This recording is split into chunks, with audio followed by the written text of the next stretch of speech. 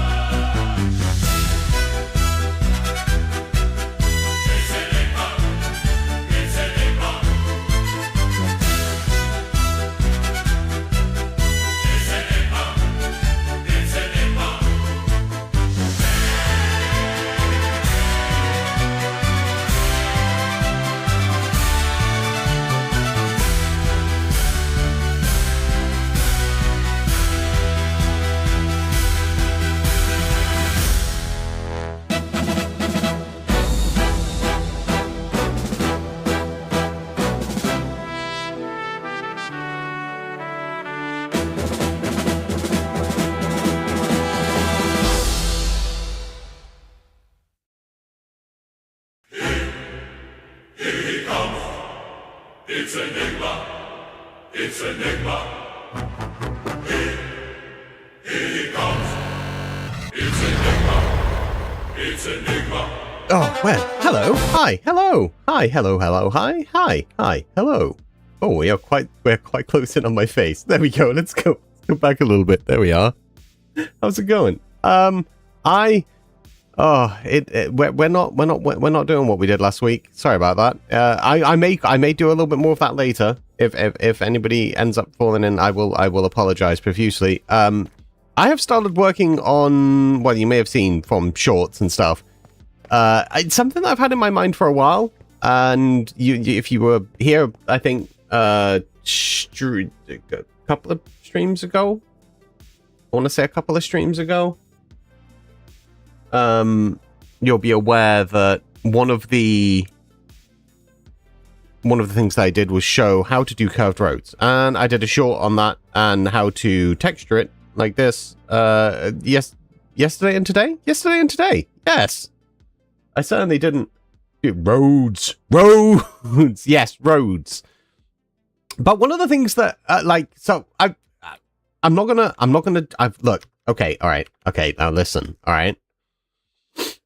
I was reprimanded for jumping around too much on the last stream. So I would say we will go over and I will show you what I mean, but I'm not going to do that. A lot of randoms have done roads, and there's a couple of streams ago. You can go back and watch that if you want.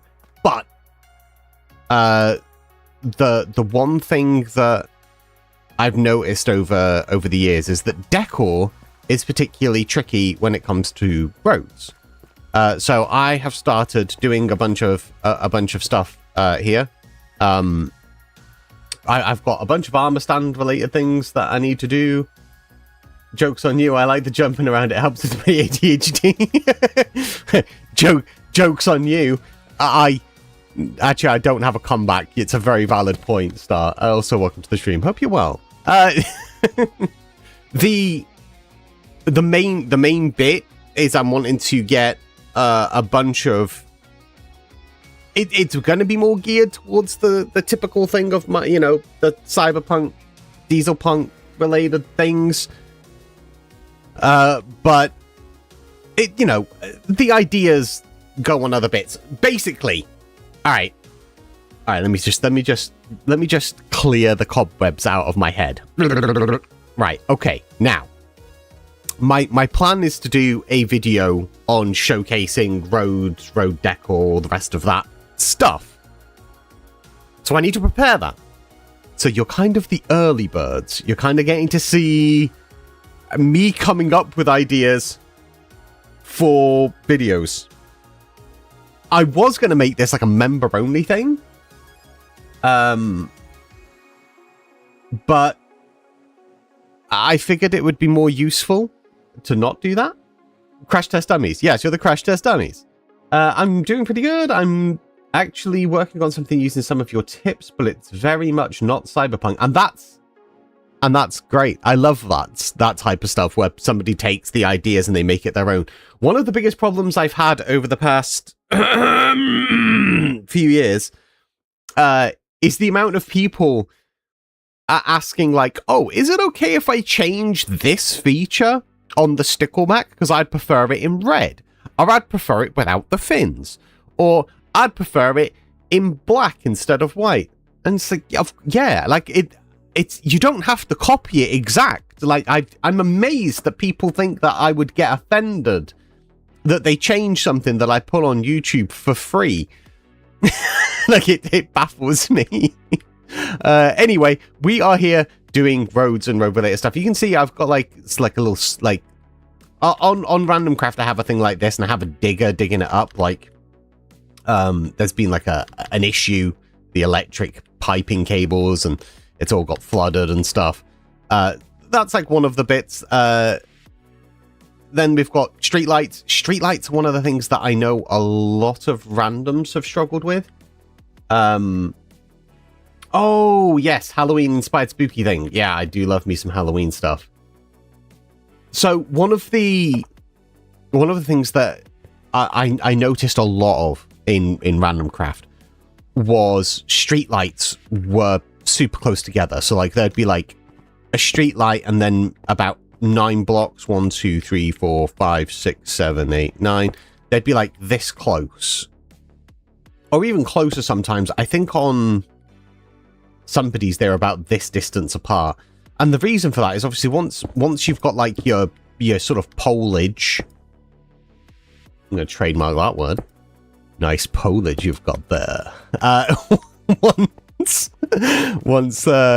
Once it goes up into the air, there isn't a lot of light between them, so you end up with a lot of potentially mob spawning bits.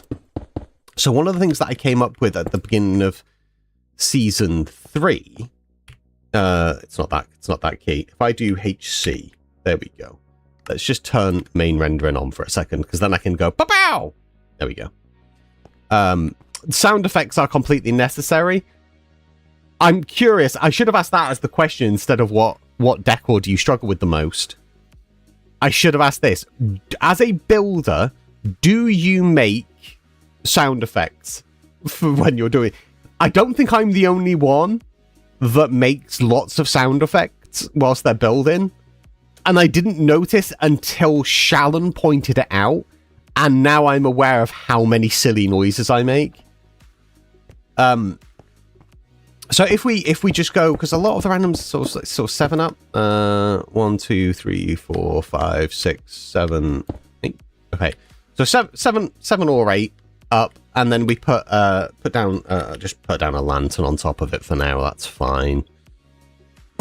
There, we really don't get that much light leading out from there. I'm usually doing other things with my mouth. Take that as you will. That is fair. That is fair. So that there, it means you've got to basically put like another post in around here or here, somewhere around this point, right? To get it so it's nice. So that's just too close together. Even 11 let's see, 1, 2, 3, 4, 5, 6, 7, 8, 9, 10, 11. So the next one being there. Even that is pretty close together for a lamppost in real life. And obviously, we're not in real life, we're in Minecraft, so we have to make some concessions. This is a conversation I have with 𝗟𝗏 all the time, is scaling. I've actually been teaching 𝗟𝗏 how to use references and how to do proportional measurement and stuff. That's something that I might do at a different point as a stream, or actually I'll probably make that one a member only stream because I have lots of little secrets. Oh yeah, for anybody that's not aware, I launched my membership thing. There's like, I'm doing like some exclusive behind the scenes, in-depth, super secret build things that are just going to be for members. I'll probably end up doing some member only streams as well. There's also some member only posts, and there'll also be member only downloads. I used to use Coffee or Kofi, dependent on who you ask. That different pronunciations. I just don't like everything being spread out, so I'm just merging it all down into YouTube because I don't want to use Patreon. I don't want to use Coffee. I don't want to. I don't want to make. I don't want to make your lives more difficult. So it's just all going in one place. So one of the things that I came up with at the start of season 3 was a lot of our paths are half a block up, like they're slabs. A lot of the paths.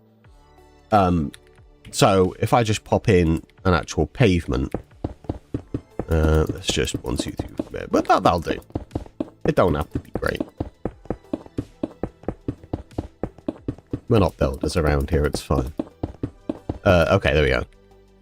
And this, obviously this works if you're not on a slab as well, to be fair. But one of the things that I found was if you get a cauldron and you get some lava and you put lava in the cauldron and then you whack an anvil on the top as your sort of base,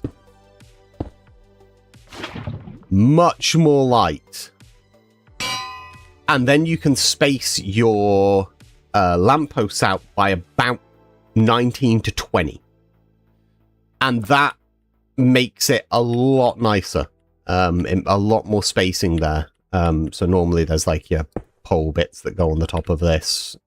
Some people use fence. I think I've used fence in some of mine, to be fair. And then the stuff on the top is mostly decorative then. It's not even, particularly a necessary. It's not even particularly a necessary thing. It's just there for the effect more than anything. Let's just. I'm just going to throw this together because I don't really care about this top bit. Although of all of the bits that I could have put away, that was the one thing I didn't really want to throw out, was the lantern itself. So you can do different designs up here because it doesn't really affect what's down at the bottom because the light is really coming from the cauldron.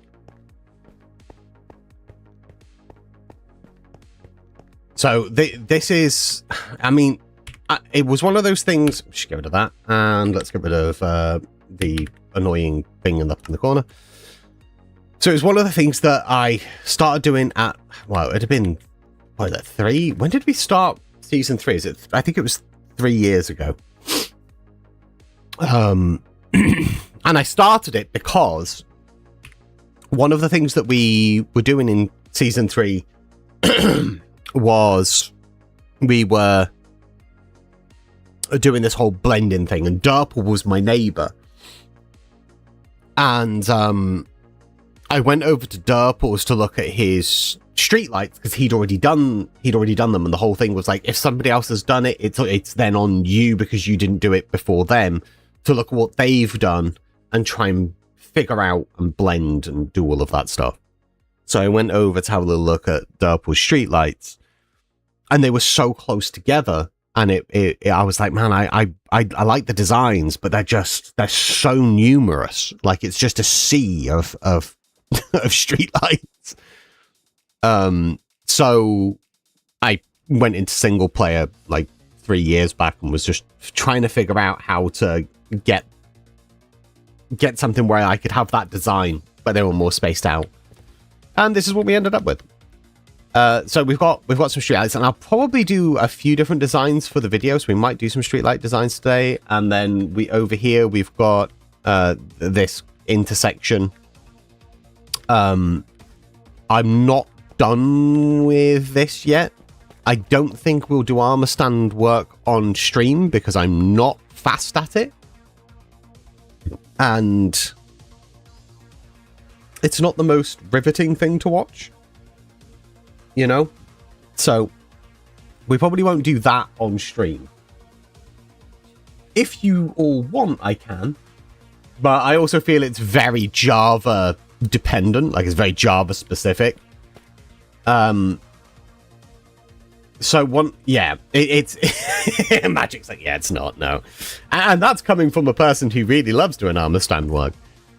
But I've been doing these bits so that we've got this section in, and then obviously for the Bedrock users, I know that they can't do these custom player heads armor stand business. I know that that's not something that they can do. So one of the things that I'm doing is there is a Bedrock content creator who may end up in the stream yet. I'm not too sure. Different time zone, called 𝗕𝗢𝗚𝗏, and he actually did a video recently on decorating with mob heads in Bedrock Edition using an add-on. I think it's literally just called Mob Heads by something Parrot something. I'm not a Bedrock player, but I'm speaking to him about doing like almost like a little collaboration where for this particular section, I sort of jump over and I record him showing you how to do it in Bedrock using different colored mob heads, because you don't need to. They just need to be the colors of, you know, red, yellow, green. You know, we don't need anything too fancy. It'd be faster if I typed die. And then of course there's other ways, which is what I'm doing here,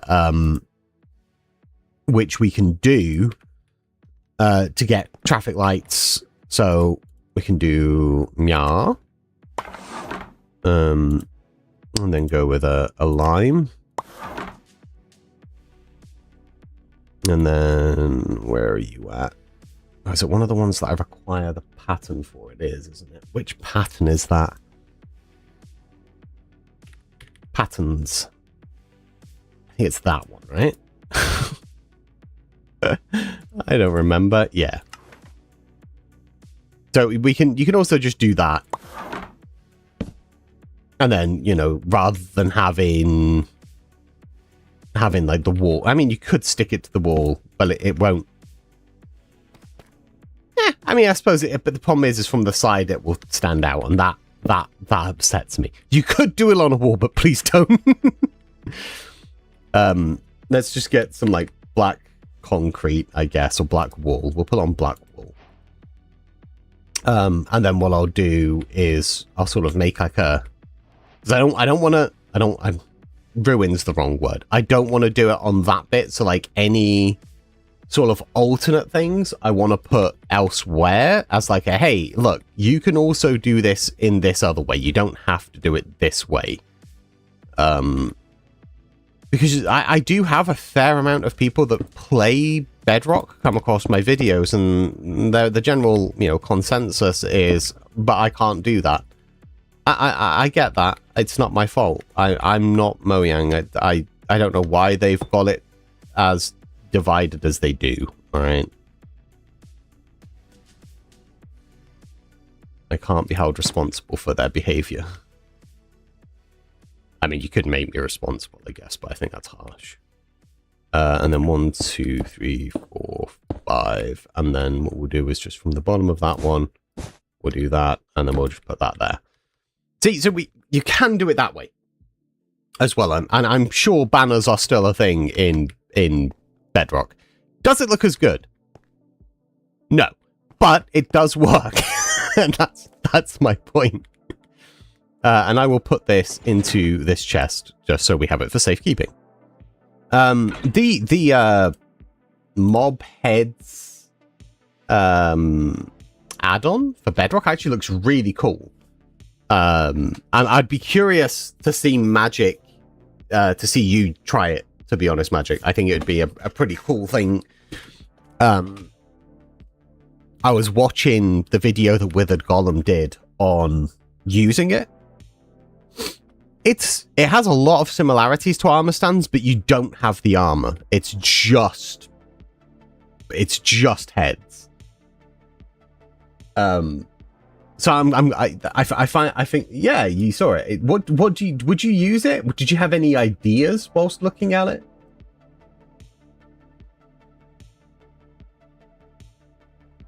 Because when I was looking at it, I was like, oh, I bet Magic could have a ton of ideas for this.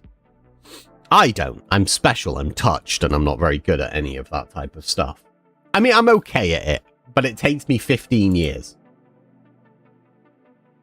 Yeah, I think it's a pretty curious looking thing. One of the things, I don't know where I'd put it. I'd need to extend a road out. Let's extend a road out. Let's extend this road. Well, we'll do it on this road. Yeah, we'll do it on this road here. I think this is the best one to do it on. So what I'm going to do is I'm going to grab myself a shovel. I'm going to look. I'm going to cheat a little bit to speed this along. So let's just be sil 50% deep slate, and then we'll do 50% deep slate, and then axis it's X, and then a 5, and then we'll just Gmask for the air. I'm aware that I have Axiom, and I probably could use Axiom much faster to do this. I haven't played around with Axiom enough, and this is fast enough.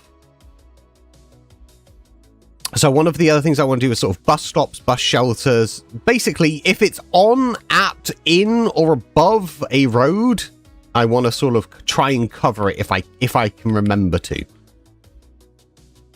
Because there's a lot of cool features with roads, and I feel like a lot of the time we sort of slap in a road and then kind of forget about a lot of that type of stuff. So on this road over here, I've got like the drains in the side. That one doesn't even have water in. That should have water in. I must have missed it. I think the rest have water in, right? Yeah. I missed that one. My bad. So drains, I get a little bit, I'm aware that I get a little bit pedantic. I think pedantic's probably the right word. With a lot of this type of thing. Drains in real life are around 100 feet apart to 300 feet apart in real life, and they are staggered. So they're not like parallel on the sides of the road. It's not like one here and then the other side of the road, one there. It'd be like one here and then say, look, one here, and then on the other side it's like that. So they zigzag up and down the road. My country's got a lot of road features, but bad ones, like potholes. Potholes is actually a thing I do want to do, because I feel like they do add a lot of flavor. And I do love me some flavor. So yeah, the potholes. Drains are about 30 blocks apart. I have mine that's 31, and that's so it's not an even number, so they do zigzag nicely, because if they're at 30, it's not a true zigzag, you know. Potholes, very tasty. Tasty potholes. There we go. So that there. So I want to put a bus stop on there and a bus shelter. One thing we could do, let's just put the road markings in.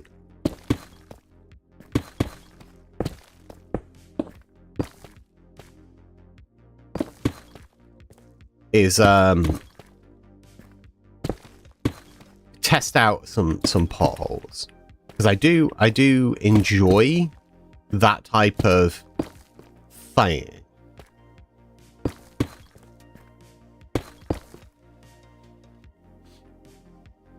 And again, I'm aware for anybody that tunes in and they're like, he has the little icon down there, the Axiom icon. I'm still getting used to Axiom. I don't want to mess it up. I'm still getting used to it. Don't judge me for not using it. I know it can do a lot of the stuff that I'm doing. I know it can do it faster. One of the things, though, that I am contemplating doing with this road thing is it's like this here. This section, once it's done. And then things like these curves. This, which is one lane either side, two-way traffic, into a sort of bypass, 2 lanes either side and stuff. All of those things is making them like sections and then making like Axiom blueprints so that you could just be like, and it's like done. Like just select the thing and then stamp it in to do roads quickly. I think that would be a kind of fun thing to do.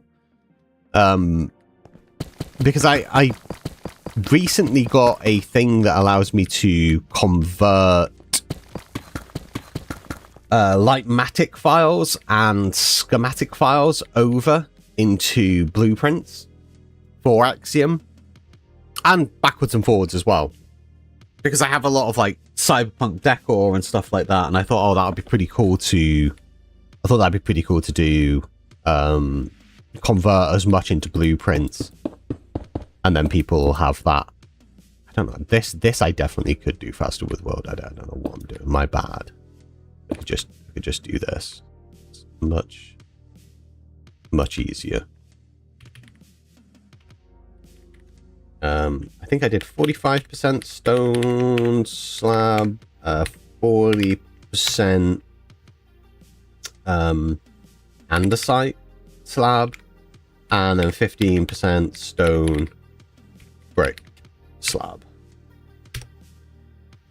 There we go. Oh, I Gmasked for air. There we go. And we'll do the same on this side.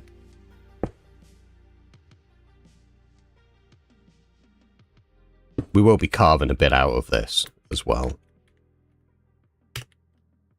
There we are. So we could put, let me see, that this is coming this way. So this is going this way. So somewhere, it wouldn't be too near a junction. It'd be a... Some of this I'm doing visually off of memory of living in the UK.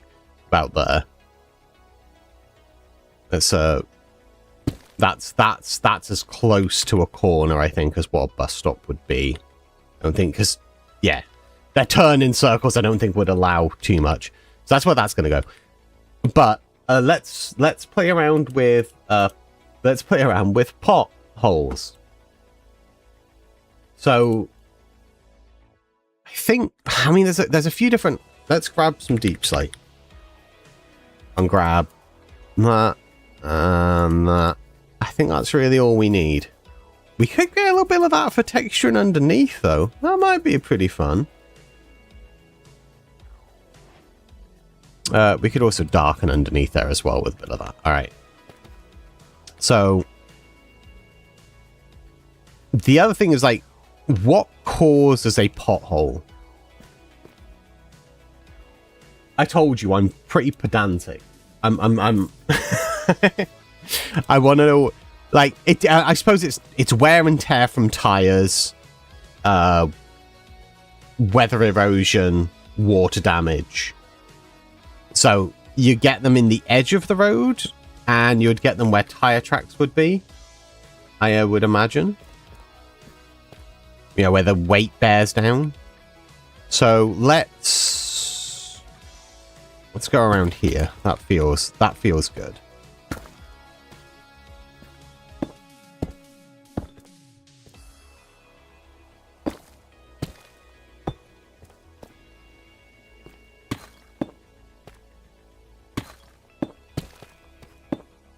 Nice little shape in there. Mixing up stairs and slabs to get like more fun shaping is always really good to do.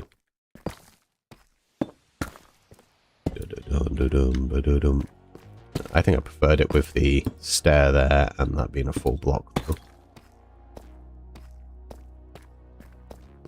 I don't like potholes being too deep, like in Minecraft, because this here represents essentially 3 and a bit feet. According to Mojang, this is a meter. This isn't a meter. All right, don't build on that as your scale, because nothing in Minecraft is to scale. Like, most rooms are like about 4 or 5 meters maximum, like in a standard house, which means that inside your room that you're probably in right now, it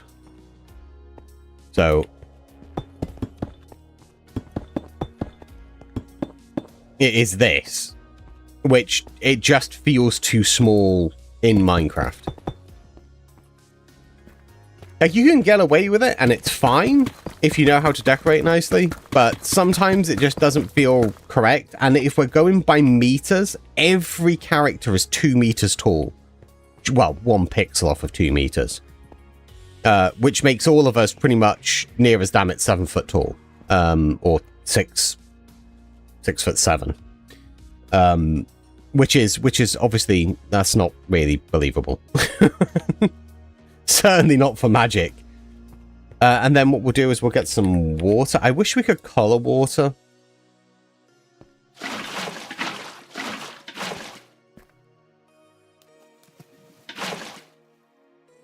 That's my real...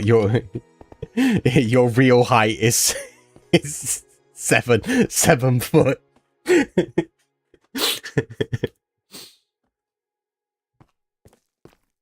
And then what we could do is we can just grubby up an edge or two.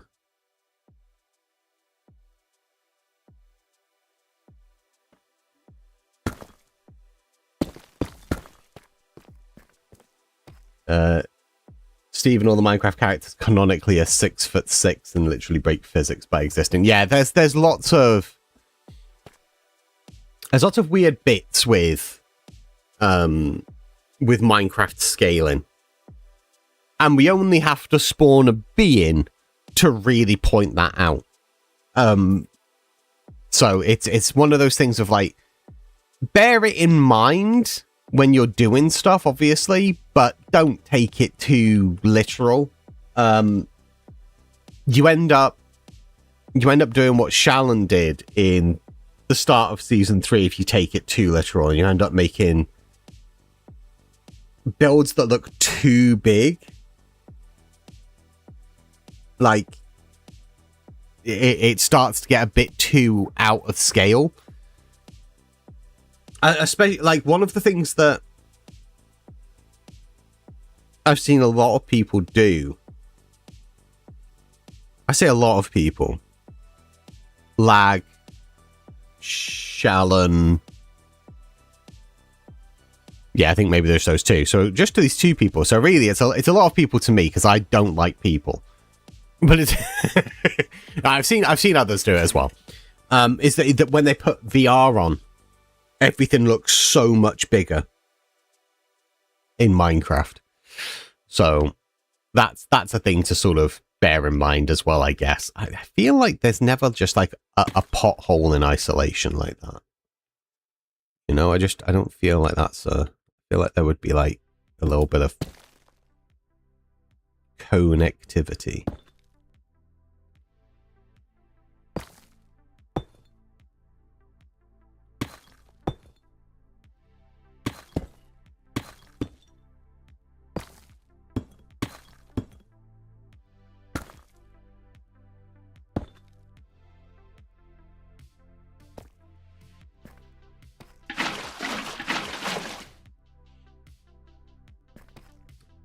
This bit doesn't need to be this one here.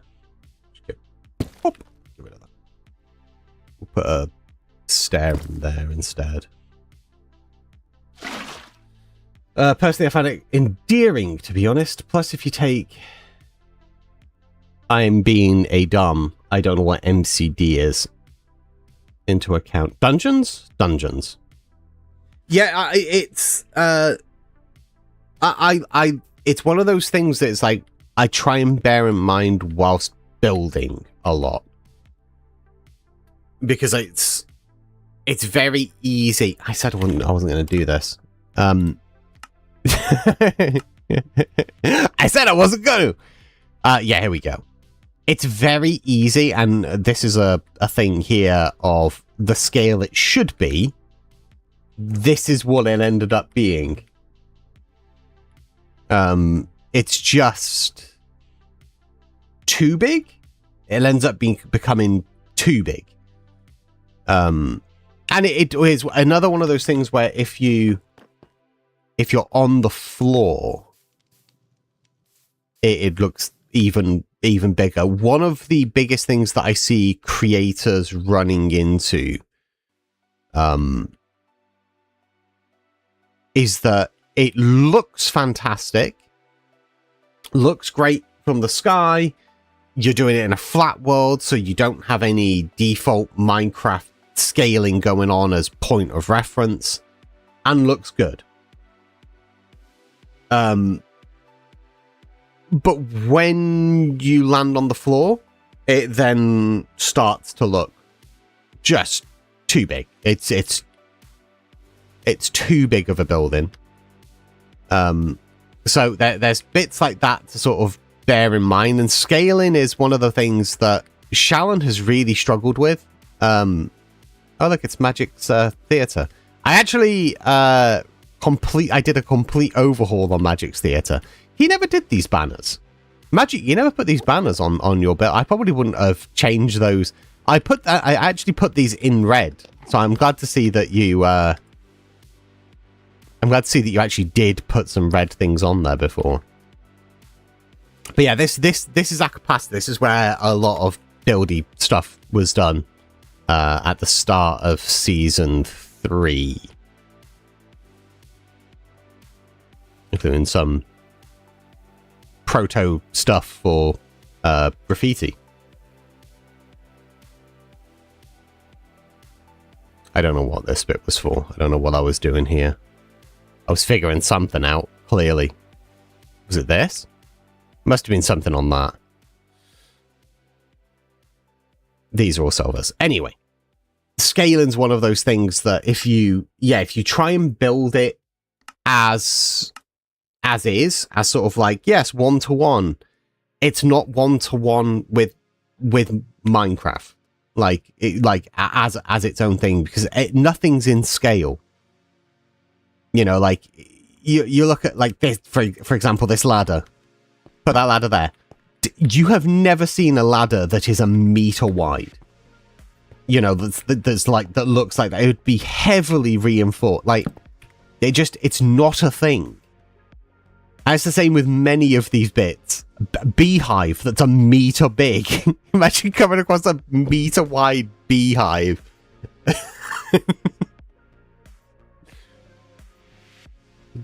So, you know, there's a lot of things that you have to bear in mind with that stuff.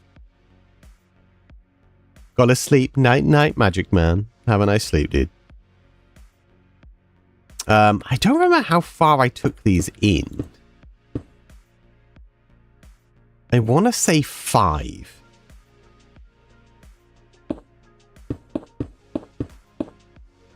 I want to say 5. Oh, wait.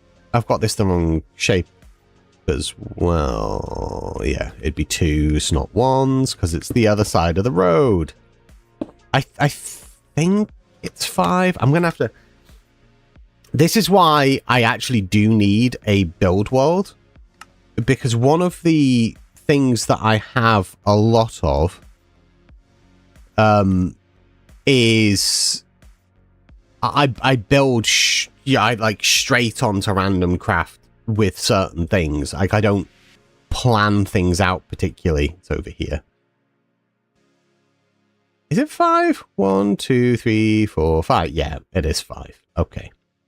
I thought it probably was, but you can never be too sure. I'm going to screenshot it because otherwise I'm going to get back in single player and I'm going to forget and then I have to come back over and then we're going to be jumping backwards and forwards for the next 5 years, which I don't want to do. But yes, bus stop. That's what we're doing. We're basically just making this. But I don't plot things out. I've actually been working over here on this run of buildings. That's what I've been doing on Random Craft this past week. Is I've just been over here doing that. Shannon's working over here on Little Squiddly. I'm working on this cell here. Of course, I am going to be continuing working on the upper district as well. Anyway, it's not what we're doing. Don't get sidetracked. There we go. So it is 5 out. Good to know. And it goes in 2s. So 1, 2, 1, 2, 1, 2.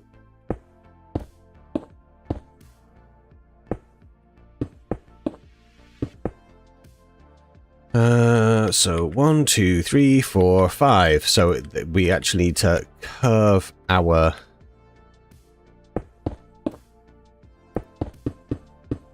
path with this.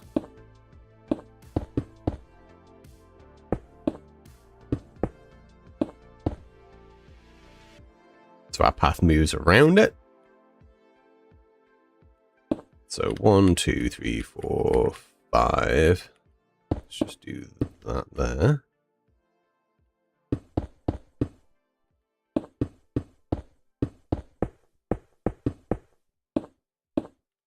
Alright, cool. Now we can get rid of this.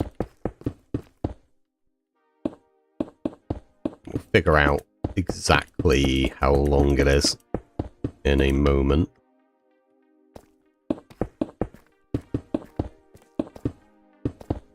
Yeah, I feel like 1, 2, 3, 4, one more. There we go. I feel like the amount of roads that I've seen in Minecraft that have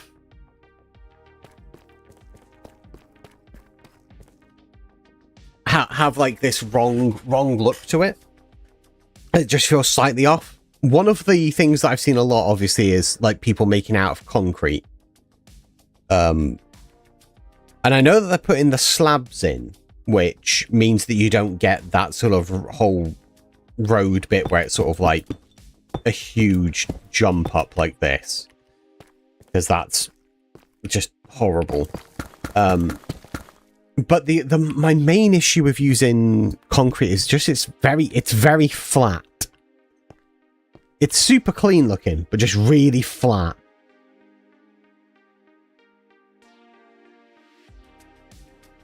You know, something that bugs me, people trying to make Minecraft realistic. Like, I think it kills some of the charm of Minecraft to make it too realistic. Yeah, it's one of those things where, like, I want, when I'm doing stuff, so there's this thing called the halo effect. And the halo effect, within sort of design terms, is how something is perceived to you. There's things that we look at and we go, that's not right. That doesn't look right, but we can't necessarily say what that thing is. And a lot of the time that comes down to the halo effect of it. You know what it looks like in real life, and it's so ingrained in us that that's what it is, that it's really hard to ignore it. So a lot of the time when I'm doing bits, I try and bear that in mind, as opposed to the realism. I'm looking more at, does that feel correct? Artistic license, I think, is important in that. Like, you have to bear in mind that not everything needs to be hyper realistic. You just need it to feel correct to you. So I tend to go on vibe a lot 3, 4, 5, 6, 7, 8, 9, 10, 11, 12, 13, 14. Okay, so we are at 4, so we need to do another 10. So 1, 2, 3, 4, 5, 6, 7, 8, 9, 10, 11, 12, 13, 14. That's what we go to.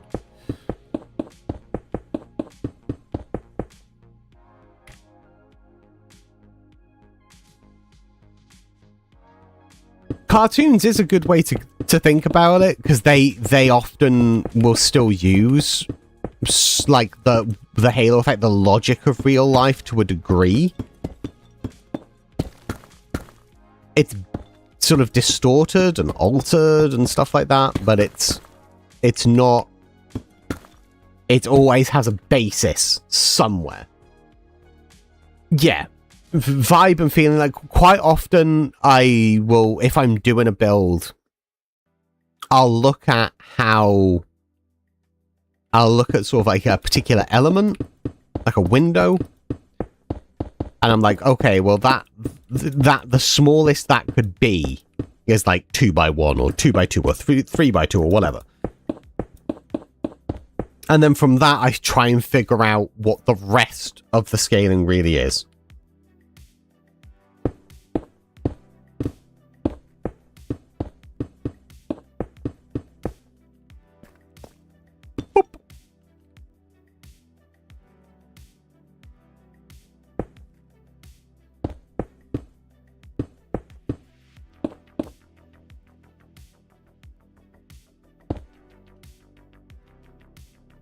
It feels like it.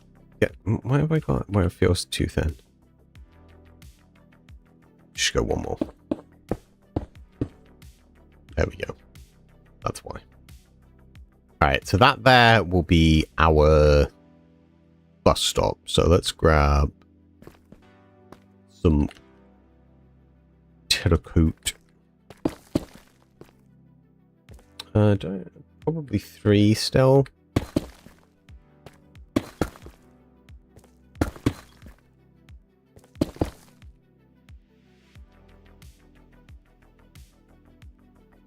I like going off of vibe and feeling rather than actual measurements. Yeah. Just if you go off of an actual measurement, it's really hard to. Yeah, it doesn't. Minecraft does not do realism well, and the reason for it is that not everything in life is 3 foot or a meter, depending on what way. I treat a block as 3 foot, not a meter. There's slightly more than 3 foot in a meter. I don't treat a block as a meter. I treat it most of the time mentally as 3 feet. That way, 2 blocks is 6 foot. I find that that's easier for me personally. It's not like a thing that I would recommend other people do by any stretch of the imagination, but I find that that helps me a lot with just maintaining a bit. But there's lots of things in our real world that aren't 3 feet big, you know, that require a little bit of manipulation to really work. So then 3 from this side is where you go, and then we just do that across. That, then we just put 1 there. And 1 there. I feel like I didn't go 1 out enough.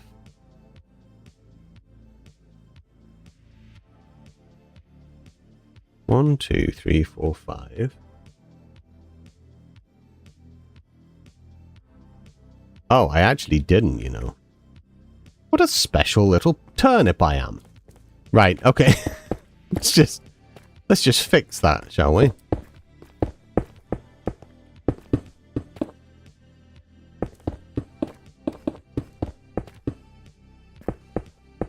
There we go. Not too sure how I made that miscalculation. I think I counted it from the one edge and not the other.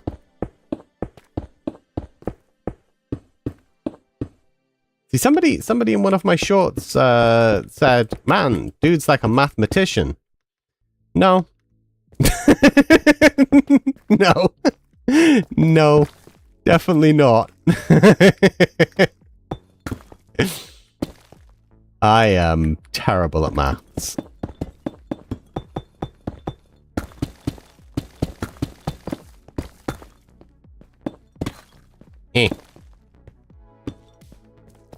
Alright.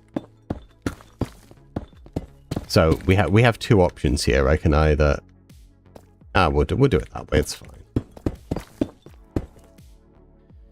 Most of my styles explicitly chosen to be more cartoony, and that extends into the game.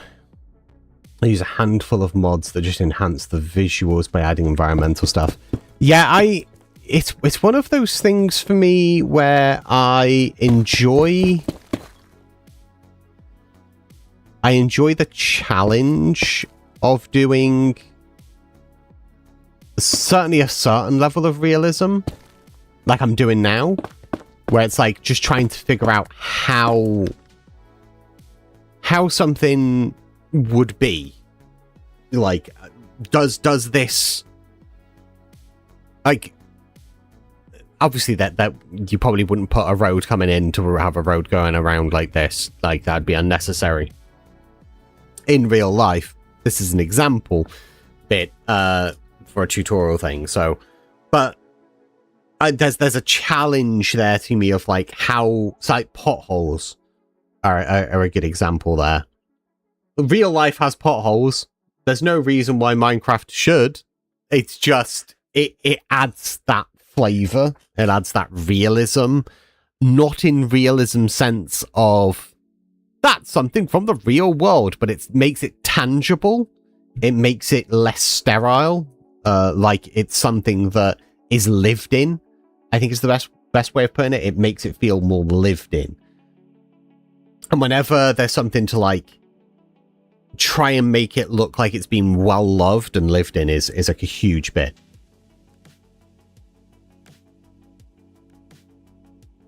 With builds, I often try to find compromise between realism and cartoony. Yeah, I mean, my redstone shop, I think, is a pretty fun example of that type of thing.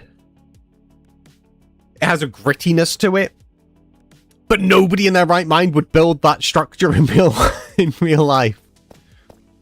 I'm still not over that build scaring the absolute hell out of me last time I was streaming either. Because boy oh boy did it. 1, 2, 3. Yeah, this still needs to come out by another block.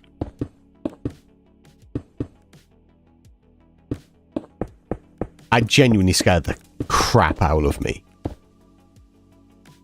I was quite startled by it existing. And I made it. A lot of the randoms have been like, dude, that scared the hell out of me. I can't, you owe me a new soul.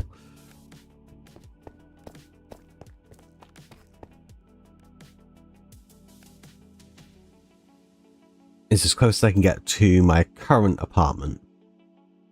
Shape of my apartment is weird, so it's a fun challenge to try and build it in Minecraft. Yeah, I mean, that's absolutely valid as well. Like, I feel like more people should try and do bits like that, take elements from real life to a degree, because it's hard to take something from real life when it doesn't conform to like this blocky sort of shape, and then try and figure out how that would work and try and keep it in a scale that feels right. That's a tough thing to do. It's hard. So that's definitely something I would recommend anybody actually do is properly look at.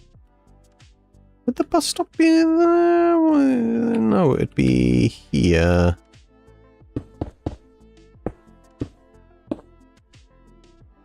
Right? Oh wow. My ceiling is weirdly tall.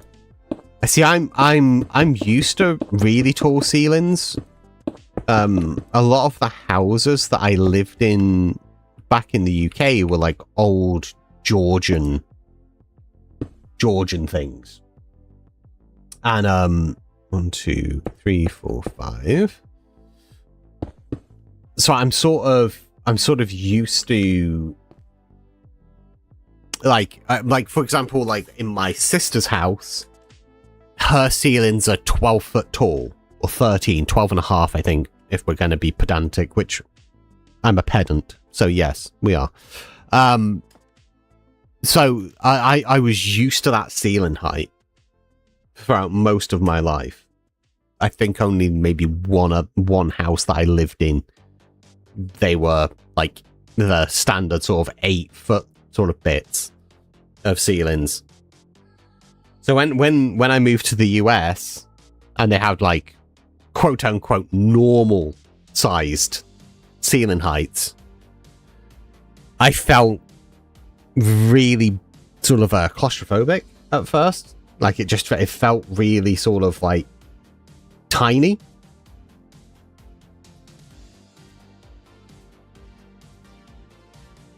My building is in public housing. It's built most people in wheelchair. There's absolutely no reason for the ceiling to be so tall.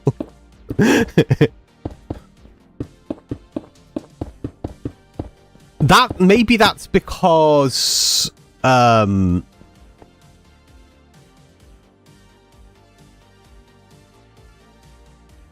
maybe that is because I'm just spitballing here. And I could be talking out of my box, but that might be because of the things that are needed for somebody who's disabled. Like, because there's lots of things like winches to lift them into beds and stuff like that. And obviously, it needs to have the height there to be able to do it.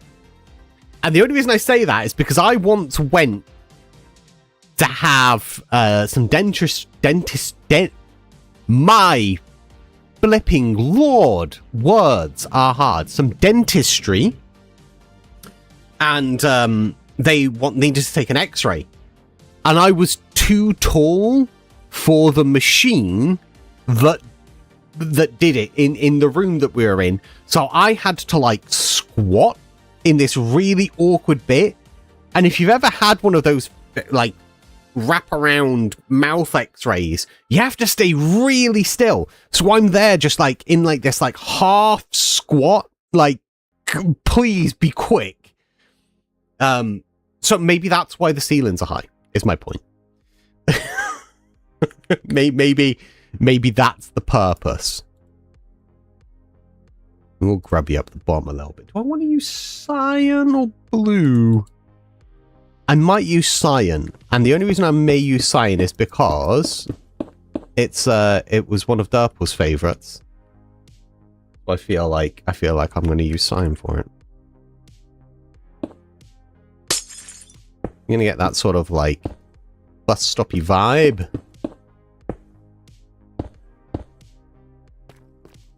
Wouldn't it be? I think it would have another one on top. I'm both tall and large. Yeah, no, I know that feeling.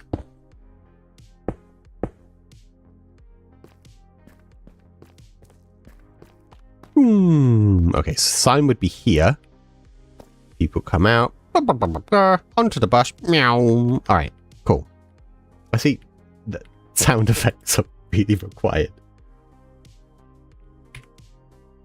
I think that... Oh. We're faced with choices. Choices are illegal. Don't like them. I don't... okay. Alright, which should I go with? We can either go like that, or we can go one down and go like that, or we can do a little bit of weathering and mix it. That might be... yeah, that might be the way to go. When in doubt, weather. That's what I say. Yeah, I think mix too. I think just having a little bit of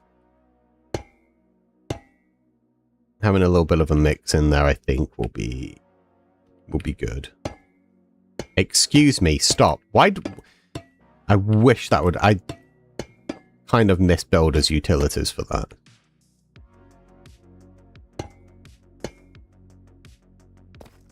There we go. And then for the bench, well, eventually we would use cushions. Just cushions. Done. Because we could put bits down to raise it up and lower it. Like, cushions are great. But we don't have cushions in this version. And we are, you know, on slab here. So we'd probably just take that out. And then use, I guess, just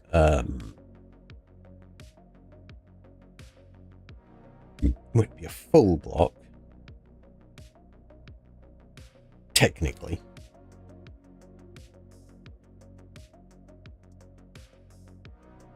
I wonder if we no, because it would get cut off anyway, wouldn't it? Yeah. Now, most of the I don't know whether this is a UK thing. Most of the bus stop benches I've ever seen have been... I need to type in bench. I need to type in bench. Fuck, I'm cooked. Have been red. And I don't really know why. But they are. So I'm probably just going to use some mangrove for this.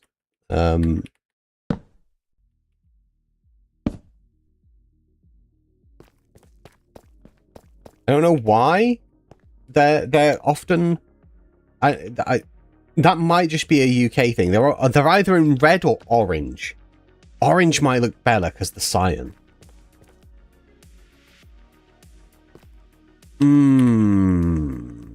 Maybe red sandstone would help me here.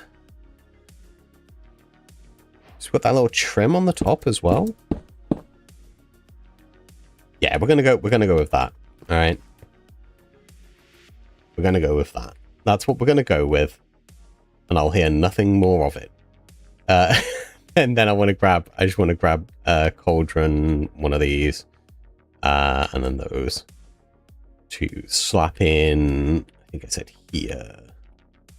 On a second. No, here.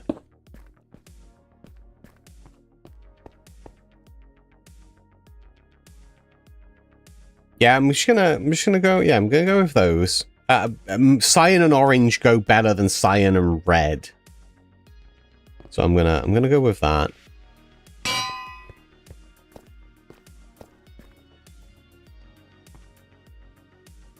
Yeah, a lot of the benches in the UK.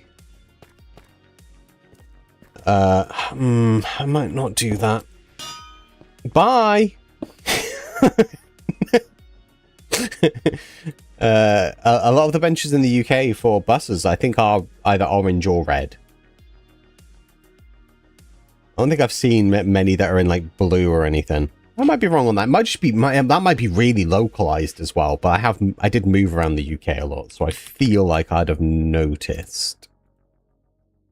Let's do that. Move that down. It just felt a little bit too chunk. That's better. It just felt a little too chunky before.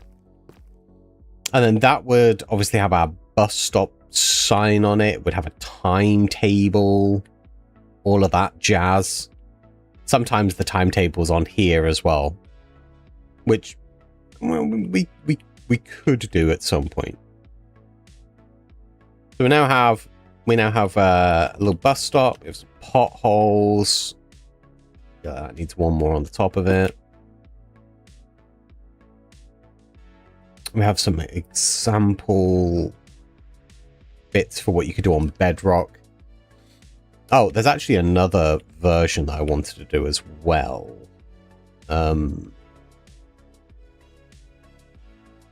So the other thing you could do is you could use stained glass and literally just do that on the sides like this. That's the other way you could do it. I'm just trying to come up with other ways that people could put street lights in, other than obviously using armor stands, which is really Java specific. I don't play Bedrock, but obviously I know these two things are definitely possible. I know that there's the add-on that allows for those other bits. Obviously, when it comes to buttons and stuff like that, they're going to have to just, you know, put up with not being able to have those. I don't. There'll be another way I can do it. I'm sure I could put like down here. We could have like a bit like this and put like an actual button onto it. You know, as our little bit. And we have yellow, and let's imitate. Imitate, then iterate. That's the way life goes. Right, there we go. It's not as neat, it's not as fancy, and it's not as pretty, but it does work on other versions. So that's the other way that you could do this. This all works fine across every version, so that's fine. Doing this math thing works on every version. Doing potholes, you can get colored water on Bedrock, right? Is that, I'm pretty sure, isn't that a thing you can do on Bedrock, colored water? Or is that just in cauldrons? Colored water in cauldrons? Like, yeah, I'm pretty sure you can like dye the water. I might be misremembering that. I probably am misremembering that, but I feel like that is a thing that you can do. Alright, so bus stop, sit. Yeah, just in cauldrons, I think. See, that would be kind of cool to be able to... colored water just needs to be a thing in Minecraft. I feel like you should be able to, like... maybe not toss a dye in. I feel like if you would... because, like, if you were just walking and you were throwing out some dye... yeah, like, oh, pink, and you, like... I feel like that would be too much. That'd be too much. That would be problematic.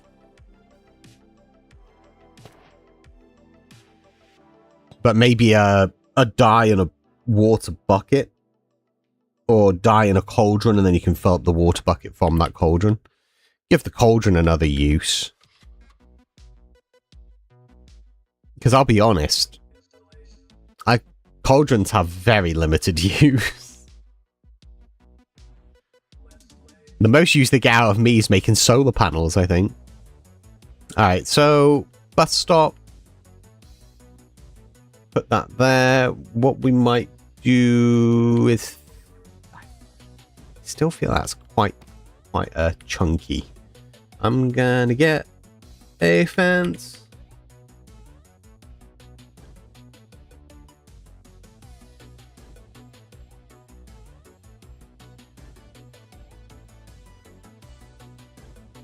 Oh, it's this. By the way, what do you think of the thing I said I'm going for the build with the bus stop?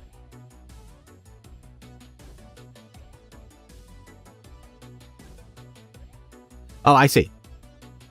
By the way, I'm doing something cool for my autumn townhouse. The only way to enter is through a bus station that is just on the side of a heavily wooded road. I'm setting up another portal in it, as if it's some kind of slightly underground bike tunnel. I love that. That's a really cool... it's one of the things that I really enjoy, and I did it in Random Craft, and I'm not going to jump back over. You won't trick me. That's better. Felt too thick. Is the Nether Hub in Season 3 of Random Craft that Lag and I did, and then Dolan remade, was when you went, like, the Nether portals on the overworld side looked like subway stairs going down into an underground bit, and then you went through the portal, and then when you were on the other side, it looked like you were in a subway station. Bits like that, I really like integrating as much, like trying to figure out how to integrate bits. Because in season 1, the Nether Hub was the Hell Tree. In season 1. In season 2, we basically did essentially the same thing, but on a bigger scale. I don't even know how much that got shown on camera, you know. Alright, I'm breaking my own rules again. Alright, so this is season 1. So, we are at Copperhead Creek. That's where we are right now. There's a portal around here somewhere. I think it's over here, is it? Over here? Yeah, it's next to where the mysterious merchant is. Hello! What do you mean saving world? I just crashed my Minecraft by going through a portal. That may have just been a thing. Yep. That's a thing that happened. I love 26.2. It's so stable. That's, it's most of the time it comes from 𝗲𝗏𝗡𝗏 in 26.2, so I'm just going to disable 𝗲𝗏𝗡𝗏 real quick. I've had so many issues with 26.2. Like, so many. Yeah, 26.2 if you've got 𝗲𝗏𝗡𝗏 and Iris. It's actually on the 𝗲𝗏𝗡𝗏's page. They're like, please don't use it with shaders, it will break. It will mess your textures up, it will crash. Please don't do it. There we go. So this is the season 1 Nether hub. This is a long tunnel because we're like 3,000 blocks away.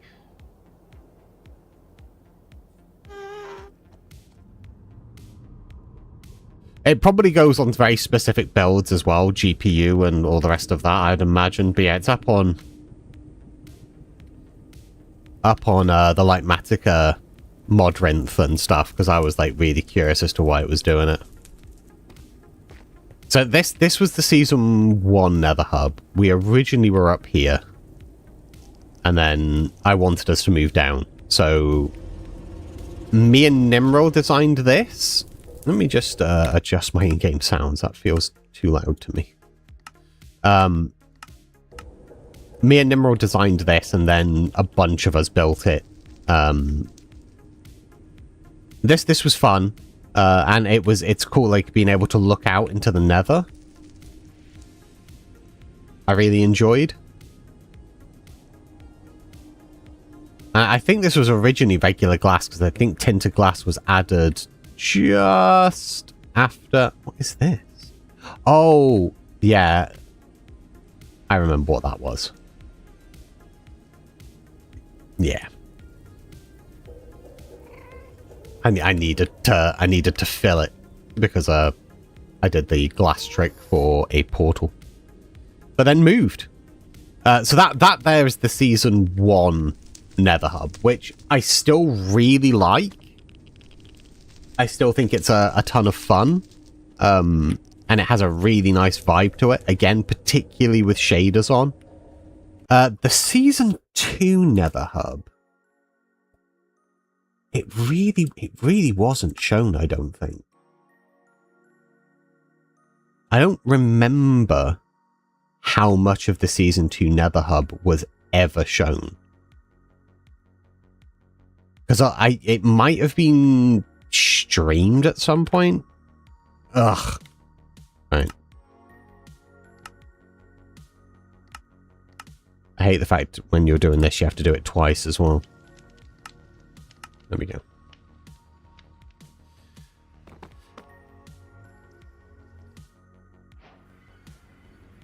Yeah, see, that's just brought me into a random... Oh, did I reset the Nether on this version, actually? I might have reset the Nether on this version. Because there should be a Nether hub here. It was done. But it is not here.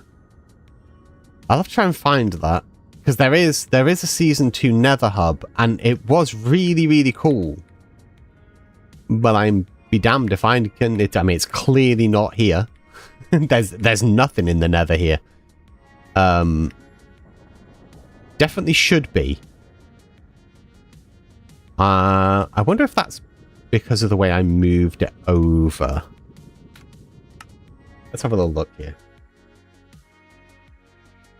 Wait, hold on. Are you playing with Voxy or Distant Horizons? Voxy. Let's have a little look here real quick. There definitely is. There definitely is a goddamn Nether hub for that, and I will not accept that there isn't.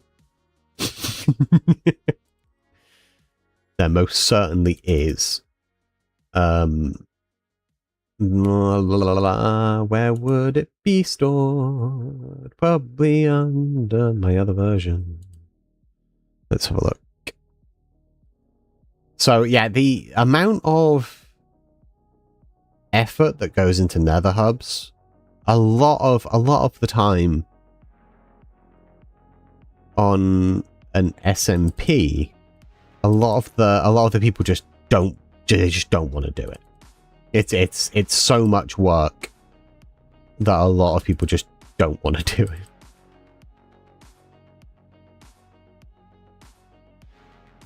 So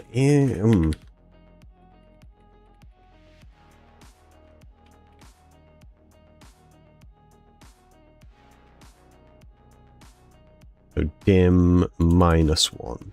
This data here. I copy that. And I just link it down on there. Replace those files. There we go. Now if we go back here. There we go. I just didn't move it over. Yeah, so this was the Season 2 Nether Hub, which is, as you can tell, it's like the Season 1 Nether Hub, but more extreme. Like the tree's bigger, there's like crystal buried in it instead of it coming from the bottom. And that was like a thing. Oh yeah, and I did this nice skull bit. The idea was to sort of every season the Nether Hub like tree, the Hell Tree as we called it, got more and more wild. There is also, yeah, over here, I only did it in this one, so they had to work with the with where it is. I think I only did it once. Using chunk suppression, you can actually get water in the Nether, and I did a bunch of chunk suppression stuff in Season 2. So they were like, dude, water in the Nether, come on, you have to. So I ended up suppressing chunks and doing that. But yeah, this was the Season 2 Nether Hub, which I think was designed... I think it was Lag, Grace, and Cream designed the main bit. The bottom, I think they did some bits in the bottom, and then Shalon and I came in. I know I did the skull and stuff.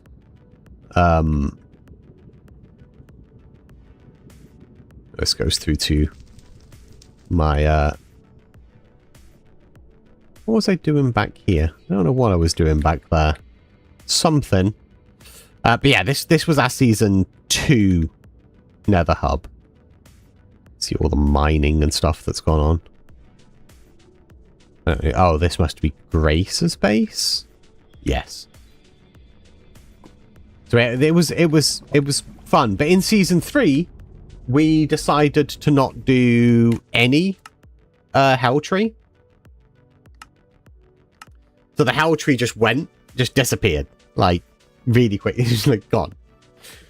It was supposed to be a consistent thing because there is an actual narrative to Random Craft. It often doesn't feel that way because we're not very good. But there is one. So there was a lot of the reason the Hell Tree became a thing, and I don't really explain this very often at all. So it's a little bit of a behind the scenes. Somebody, and it was so long ago now, I don't even remember who it was. But it wasn't a random. It was like somebody who watched the content but did know a couple of the randoms. Like they knew it might have been Entity or Ovi or somebody. They made this concept. They came up with this idea that random craft was purgatory and that we were all dead. Because the way that we started season 1 was I fell into a portal, Lag drank a poison, Magic fell into a pit, Nimril fell into a pit, Zephyr crashed a UFO, like a spacecraft, Shalom was under the water, Pixels was shot, and that's how we all ended up there. So they came up with this idea that we were all dead. That random craft was essentially the world of Randomia, and the reason that none of us were sold on it is because it was this purgatory that we were in. And we'd never thought that. It was just, we were just coming up with narratives individually, and they all happened coincidentally to be along those lines, but it wasn't an intentional thing. And when they said that, Lag and I sat down and we were like, that's so much better than anything we could have come up with. Like, that's such a cool idea. And then we started to play more and more with that idea, and the Hell Tree was essentially a part of that. And we played around with other bits and pieces that we could, potentially do. The sort of sneakily reinforce that without telling the viewers, like, hey, yeah, that's what this is. So we were like trying to come up with like different ways that we could be like subtly like, oh yeah, that's a thing, and just lead people down along that path. Imagine if that comes up to be retroactively true and there's some overarching villain. The series could end with them saying it was never yours to name. Yeah, there was hints at certain bits of the quote unquote villains of Random Craft. So there's dark magic, because and there's a bit of it, and if you think about it, it starts to make more and more sense. When Magic arrived in Random Craft, he was an armor stand that I brought to life because his soul was trapped in an armor stand, but his soul had become split in two, and there was an evil version of him called Dark Magic. And one of the things that Enigma says to the magician in season 1 is, look, I can't get into trouble. If anybody asks, you've always been here. But Dark Magic also says the same thing. He says, we've always been here. And then there's the puppet Enigma, the order Enigma that I start off with in season 1 as like a prank thing, but then the head goes missing, and then that becomes like a living entity in its own right, and keeps trying to tell the randoms that there is order that they must follow, that reality is fragile, and that they must obey the rules, and stuff like that. So there's lots of like these like little bits that sort of coincide, that kind of, and then like I know 𝗏𝗏𝗏 had Antipol. Lag had 𝗏𝗏𝗏𝗏, who was like the evil version of him, that kept trying to trick him into trying to leave Randomia. So there's lots of like intertwining bits with Random Craft that goes a lot deeper than is ever really ever said on screen. And some of it I in season 1 with the rewind episode, I do talk about certain bits, but they're like the personal bits of story. Let's have a little read here.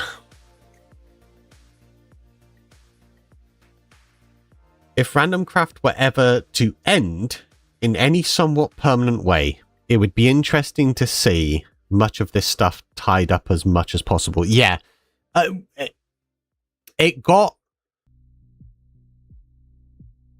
It became interesting and reinforced at the start of season 2. Because the new randoms that joined, Cream, Dolan, Foxy, and Claire and nickaby. Although Claire and nickaby, they weren't around.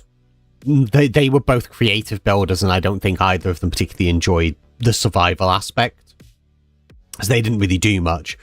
But Dolan, Cream, and Foxy all entered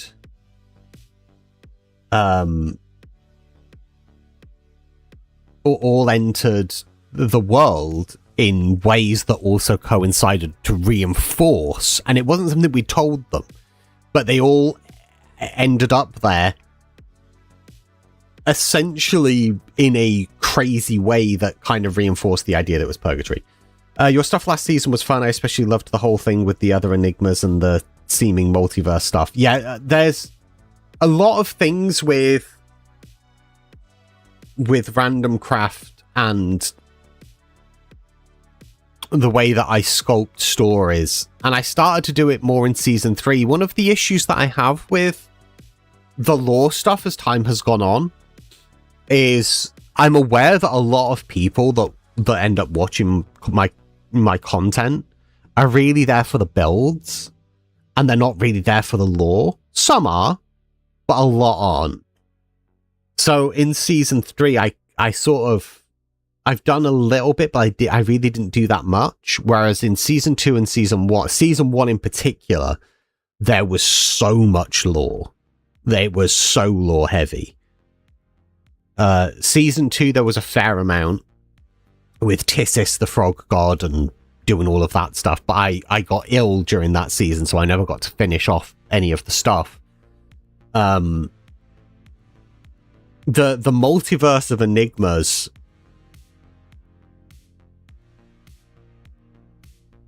There's a lot of enigmas.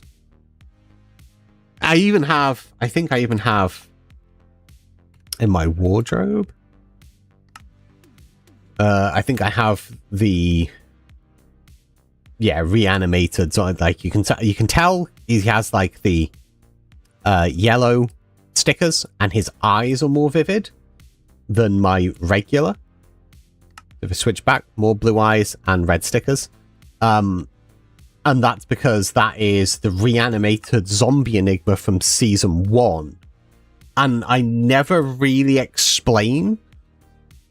I think it's in my last episode, episode 10, that it is. I think I might have referred to him as Z in the actual episode. I don't remember. But yeah, that's zombie enigma from season 1 who essentially killed himself at the end of season 1 to save Enigma by blowing up N-Tech. But right at the very end, so like on the run-up in season 1, we'll just play a zombie Enigma for a bit. 𝗕𝗢𝗫𝗛𝗠𝗦 and I came up with the Stim Watch, which was like a scientific version of the Totem of Undying, because neither of us liked magic. So we were like, no seance, science. So we created the Stim Watch. And then on I think episode before the last one, or it might have been the last episode, Enigma gives the Stim Watch to Zombie Enigma and actually says, I actually don't know what that will do if you do need it, but if you do need it, it's there. And then obviously at the end, Zombie Enigma says to Charles, you forget one thing, I'm already dead, and blows up N-Tech. But then right at the end, in the rubble, you see Zombie Enigma's arm, and then you hear the stim watch saying pulse, lack of pulse detected, stim watch activating, and then you hear it shock, and then his arm raises up. And that's the last you see of Zombie Enigma until episode 10 of season 3, when I drop out of the sky. So yeah, that's sort of like my tie-in to some of the lore. But there's tons of other stuff. There's lots of callbacks. In episode 10 of season 1, I think it's episode 10 of season 1 or 11. Derp Space 9. When I go to space, it's the very first time you see Derple in Random Craft. I go into a room, into a storage room, and if you're very keen-eyed and you were to go back, there's a brain in a jar, and I look at it and I say, I don't want anything to do with that, and I leave. And then obviously in episode 10 of season 3, you see the original Enigma, who's a brain in a jar, who's telling off Enigma because he's not doing lore stuff. If I'm ever able to join the server and do lore stuff, I'd do something unique and have it be like my mysterious clown has always been in the world on the islands just out of reach until now. Yeah, one of the things that I love is the lore side. I do really enjoy creating stories, but it got messy in season 1. And it wasn't my fault. It wasn't that my stuff got messy, but a lot of the other randoms used my stuff and started to connect it into theirs, which was fine. But it meant that certain ideas that I had to like try and like retroactively fix. I had to retcon certain elements to try and make what they had in mind work. So the dimensional door, the cursed dimensional door, that was a huge bit of my season 1. And that ended up being the thing that took us into the Magipocalypse, because the lag monster stole it.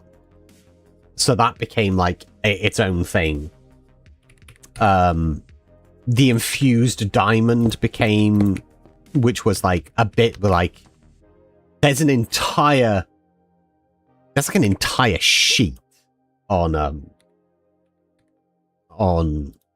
the infused diamond on my Google Drive that goes crazily into detail about how it was created, what it does, how it works.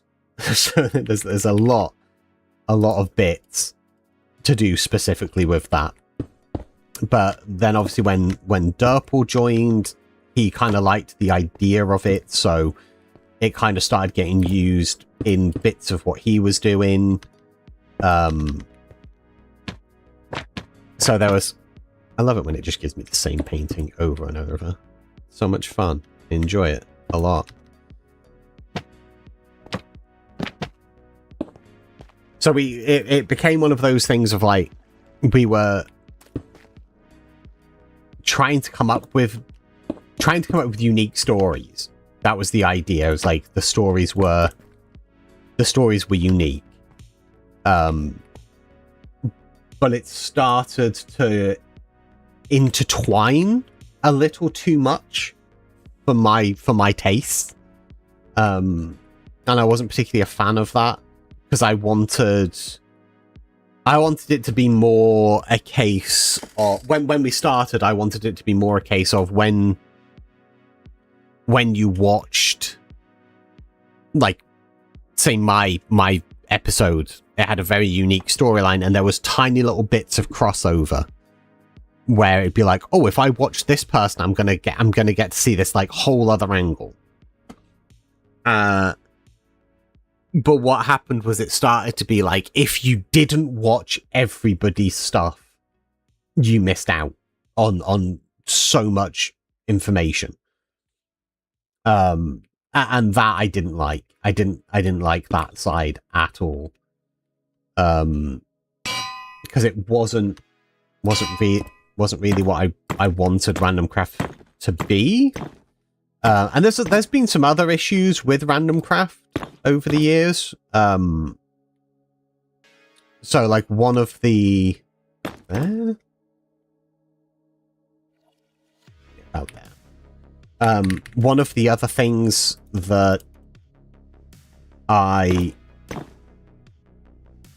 one of the main reasons that I was like, okay, yeah, I'm fine doing Random Craft was it is vanilla, but there was always this idea that we could jump over to a mod at any point, like really kept people on their toes. And we did do that in season 1. There was a bunch of times where it became modded for a period of time.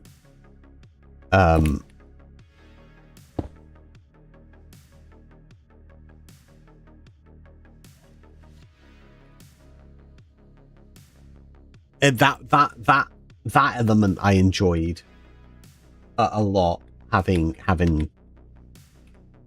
the zombie apocalypse was a mod pack, obviously, that I think I built that actually on stream, and we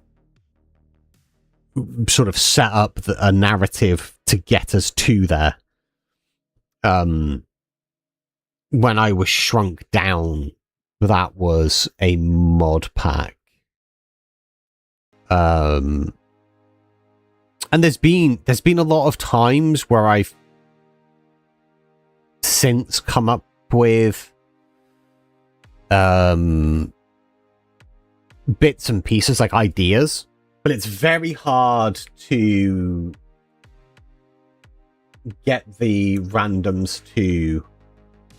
It's very hard to get the randoms enthused on certain things. And I sort of struggled in season 2 because the season 1 was a bit tricky for various reasons.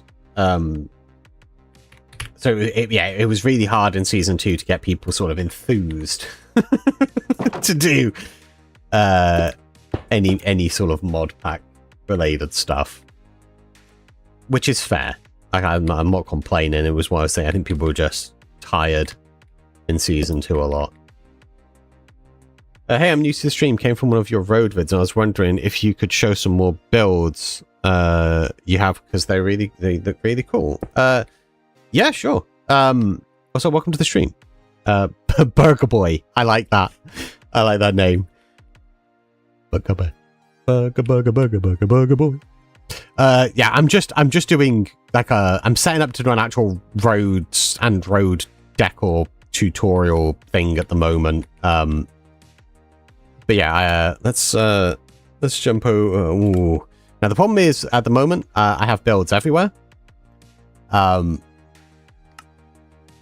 I guess the Enigma world is one of the places where I have a ton of builds. Anybody that was here a couple of streams ago, I have done the rest of the letters for the diagonal text. I've not done the numbers yet because I did that and was like, no, I'm stopping. I need a break. Let's jump into... I'm thinking of lore for a me that doesn't even exist yet in Random Craft. Hey, there's nothing wrong with that. This here was featured in season 2. Speaking about seasons, this was the drill, like the depot pod that came down that had all of my resources in. That's based off of Deep Rock Galactic. During season 2, I was playing a bunch of Deep Rock Galactic. Here you can see claw arms and stuff. This, this stuff here. This were the English. It's hard. It's unnecessary. These these were. These were the assets that I made for making the intro that's on my channel. Oh, cheers, man. Yeah, I was very happy with them. Diagonal letters. Yeah, that was tricky to mind out. Yeah, the intro that's on my channel, the sort of bit where I'm being assembled and I'm going down a conveyor, but that's what all of this stuff is. So it's all in sections, and then you put into Minimator, and then it was able, I was able to then animate it. These bits aren't. These claws here are from this build, which was my main build of season 2. Yes, they're from this build. It's a deceptively large build, this. It's one of those builds that doesn't feel that big until you go inside. At least to me, when I'm outside, doesn't feel that big. This doesn't have any of the stuff in it, though, right? Oh, no, it must do. Ah. I've never been so tempted to eat letters. Om nom nom letters. So yeah, that's season 2 base. And then down here we have probably what my channel is predominantly only really known for. Airships. So we have the Stickleback, which I did make the tutorial for. And then we have the Man of War, which was the member exclusive one that I made, that people have been like, do a tutorial. No, it's too much work. It was hard enough doing the Stickleback. And then my favorite one, which is the 𝗕𝗢𝗘𝗖𝗓𝗓𝗏, which is based off of the Pridwin from Fallout. Which this one doesn't have the banners on, or anything like that yet.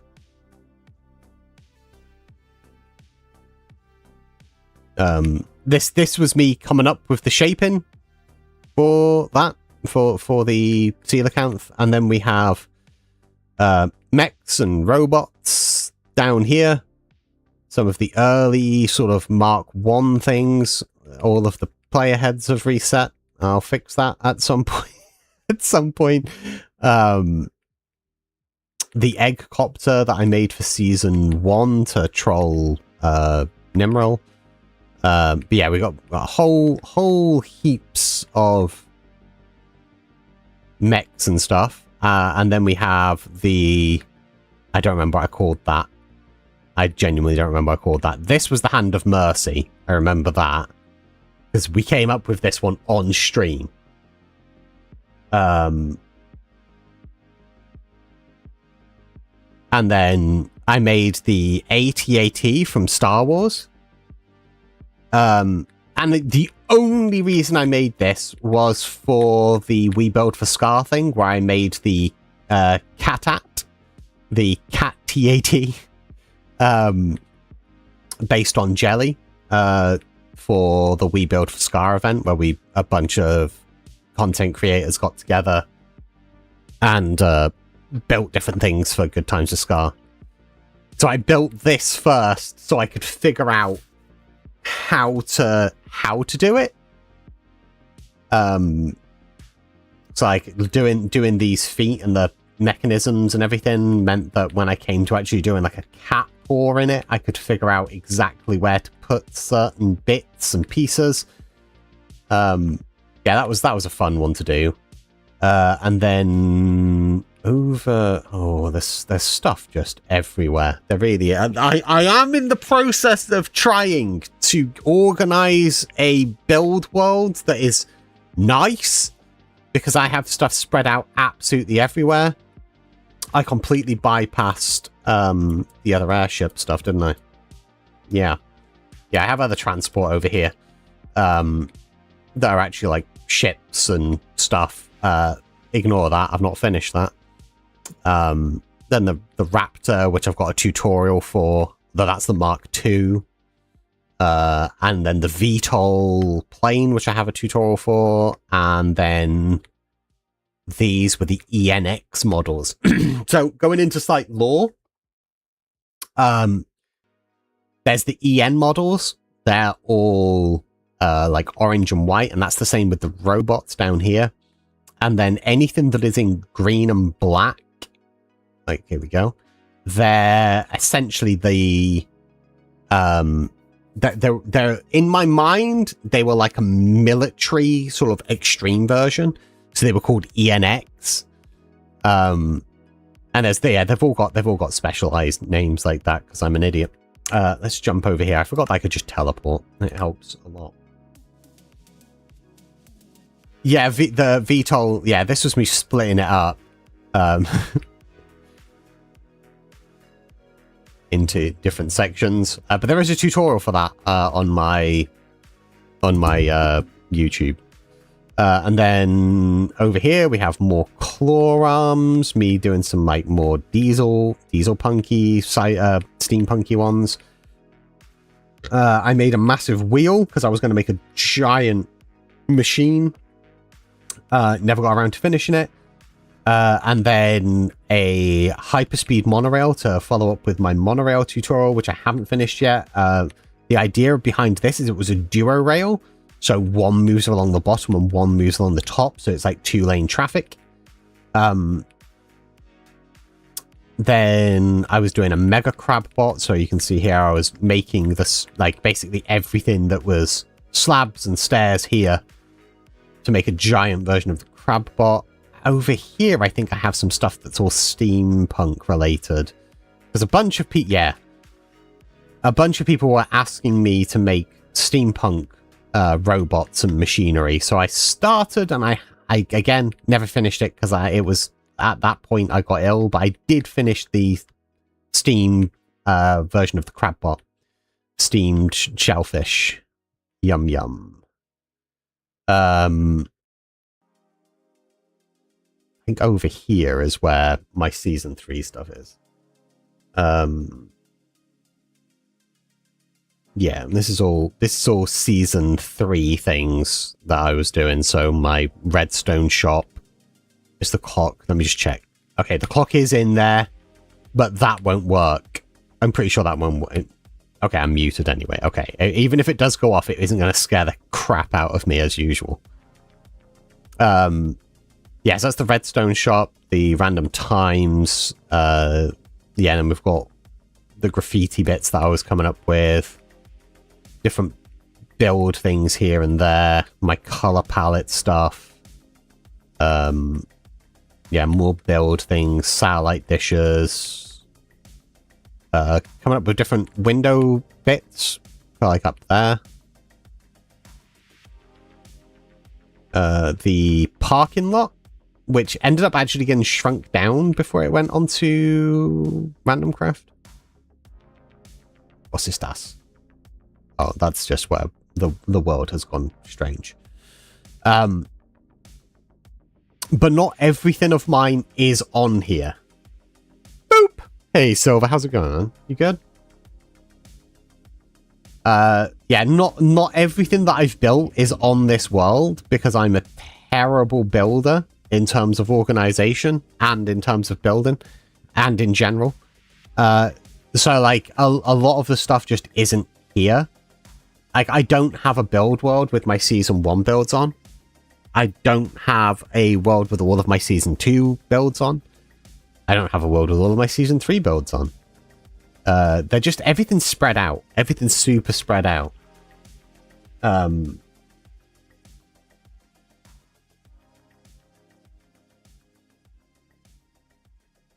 Yeah, I'm planning on. It was one of the things, and don't take this as like I'm always really careful with random, but in particular with 𝗏𝗘𝗏, don't take this as a thing of me saying that 𝗏𝗏𝗏 was being mean. 𝗏𝗏𝗏 once told me off in a loving, friendly way, saying you need to be more organized, and he showed me his build world, his like tutorial build world thing, and I mean, what a beautifully organized place. And I do intend on doing something. What the hell is that?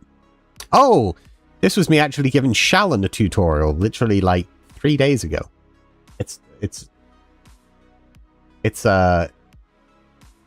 it was like coming up with like really quick scaled bridges and a gatehouse thing.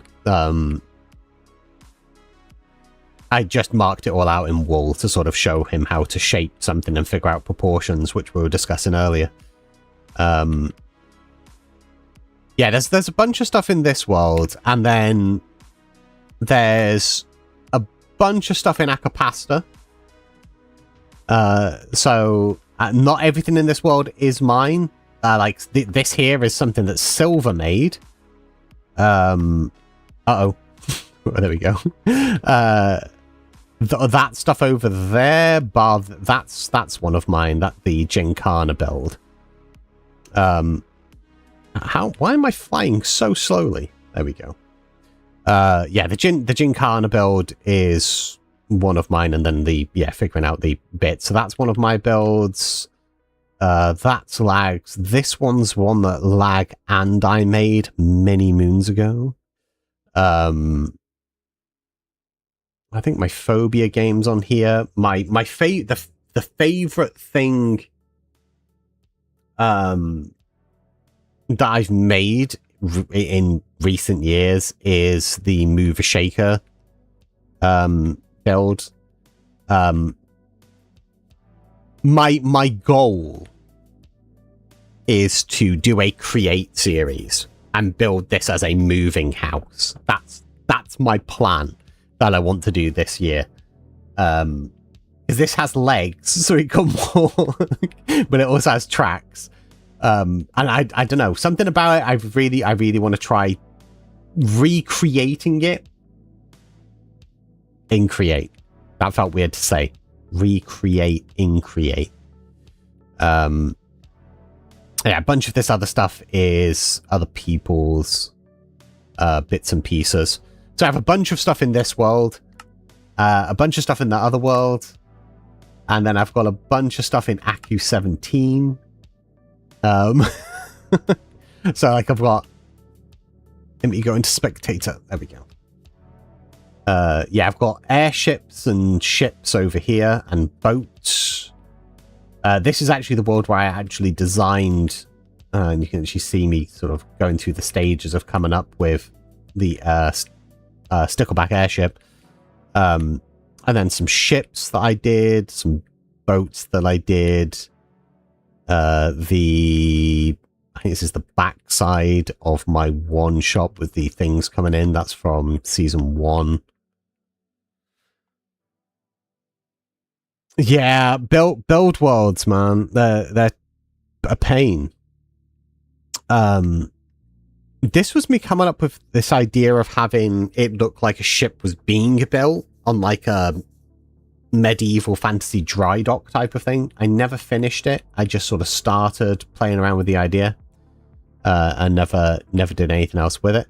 That there is Lag Monsters castle from season 1.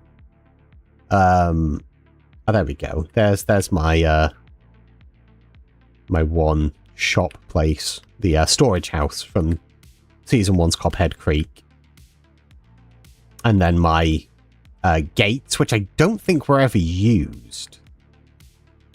I think the gate bit with the airship dock, yeah, it was reworked. Look, Nimrel yoinked it to make this build here. She was like, I'm taking this, bloop, and took it away. Oh, apparently my stuff decided that, you know, why, I don't know why it decided to do that, Silver. I can still read it. It just deleted your message for seemingly no reason. YouTube's inbuilt moderation thing is a pain. Then we have like the steampunk lighthouse that I made for Shalon. Yeah, this thing, which I never finished, but I really want to. I think that would be a really cool thing to do in Create as well. This sort of floating, hovering, just big balloon thing. I just never got around to finishing it. So yeah, that I do want to finish, and I probably will do that either on stream or as a member only thing. How long does it take to design a build? How long does it take to get a design you like? That's dependent. Sometimes I just have an idea and then I start doing it and it works out great. Other times it can take a short while.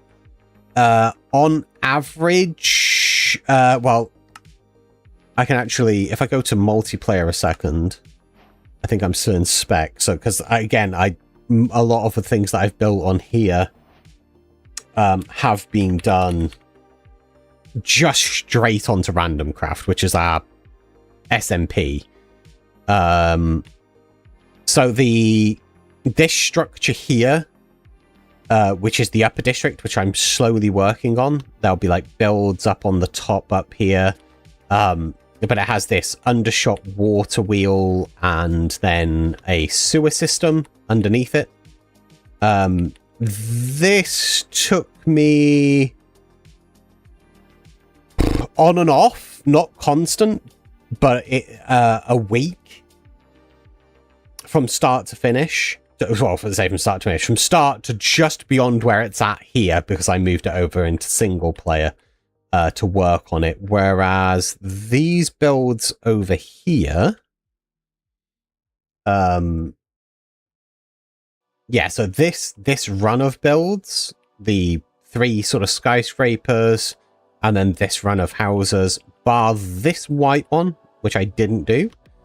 This was all done in one week, whilst I was doing that over there. So you get faster at it as you go, and it depends on the build complexity. Some builds are much harder than others.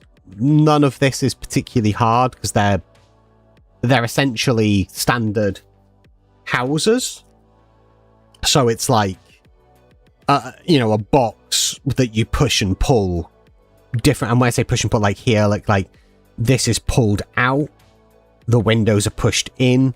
It's what I call push and pull. We think of it like clay, and you kind of like get depth and stuff in there. So that's relatively easy. Whereas something like, yeah, like the N-Tech Redstone shop, that just on its own was a few days because there's lots and lots of intricate bits and pieces just everywhere on it. The same with the mover shaker. That I think took me like 3 or 4 days just on its own. So yeah, it's really dependent on how complex the shapes are. If the shapes are really complicated, that makes it obviously a lot harder to figure out. Yeah, all of this stuff here, I've still got to do this road. Ignore this road. It's not finished. This is Silver's base. So like this build of Silver's, this square one, this won't have taken Silver anywhere near as long as doing this, because the architecture, the shaping and stuff is just so much more elaborate. So there's all of those bits to bear in mind. What, like when you're making something, the more complicated the geometry is, the more time it's going to take. I like the idea of building a library of complete and incomplete builds or segments. Yeah, the amount of builds that I was saying before that I have, yeah, I knew that would be the case. That it would have taken a lot longer to get the church done over that build.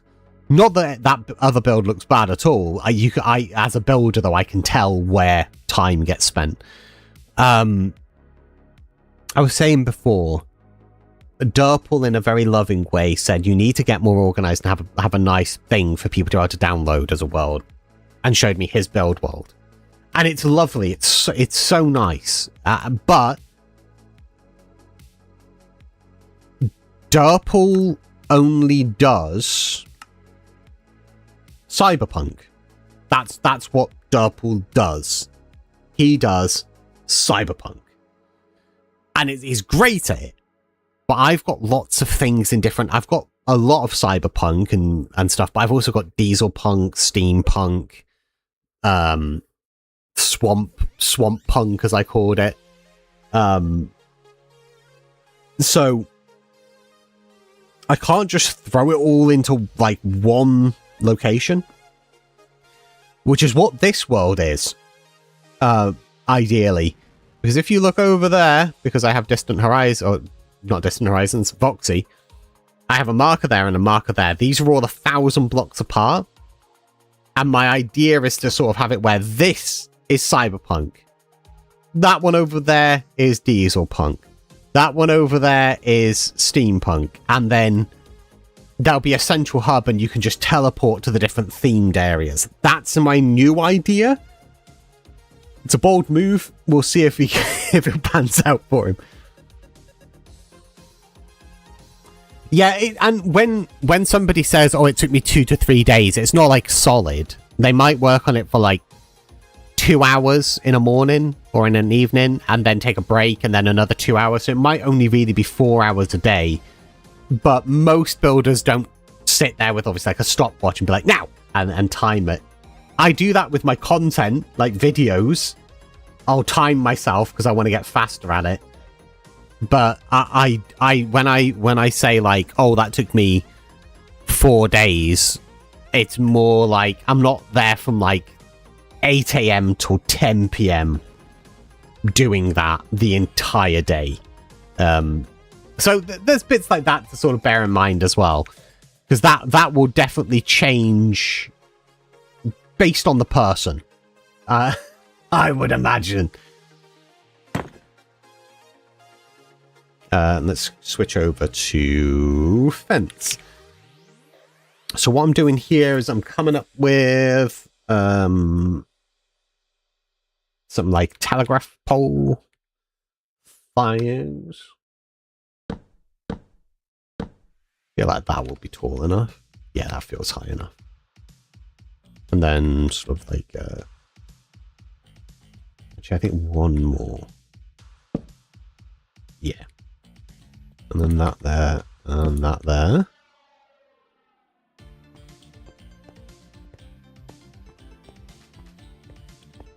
Don't mind me, just vibing. Chains. Oh, we have different chains.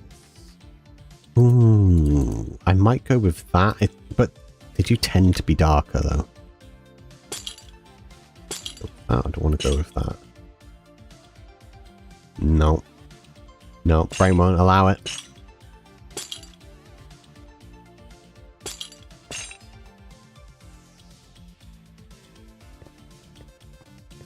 So we've got like a street light going into a telegraph pole. That's another little thing. Oh no, I mean day. 16 hours I count as a day though. Yeah, so like it really is. Yeah, it really is dependent. I feel like. I think some builders will... I feel some builders will say, that took me 3 days, and their work schedule, quote unquote, is 4 hours. That's how much time they allot for Minecraft a day. And so when they say, oh, it took me 3 days, they really mean it took them 12 hours. Whereas somebody else, they might say it took me 3 days, but their work schedule is like 10 hours, so it took them 30 hours. And there's a huge difference between 12 and 30. I'm not great at maths, but even I know that. So there's certainly bits that I feel differ there. So we have that and we have that. So other decor, we've done some potholes.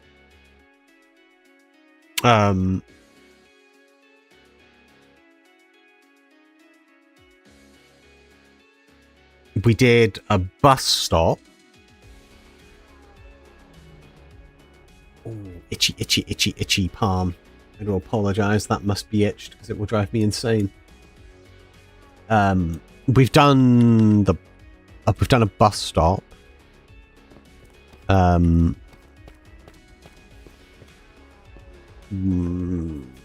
mean, vending machines, are they? I mean, I suppose they are street based. I mean, the whole point is that they're street based. So we'll probably end up doing. We probably will end up doing some vending machines. What else is there for street related? Bollards, but that's very easy to come up with because they're essentially those. So that's not really a problem.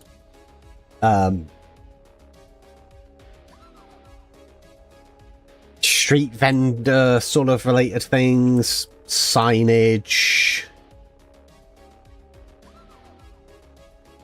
vending machines, that will be easy. I've done tons of vending machines, so I don't feel like that's worth really focusing on. Fire hydrants, though, they're slightly trickier because we're on slabs. So the best way for me to do a fire hydrant, sea lantern, and armor stands. So if we have, if we get some red dye, and some leather armor, that and that, and then we put like, oh, actually I need a crafting table. There we go. So if we dye the leather to be red, and then there's a fast way of doing this, but I'm going to do this in the way that's mostly visually pleasing. So we do that, and then one there.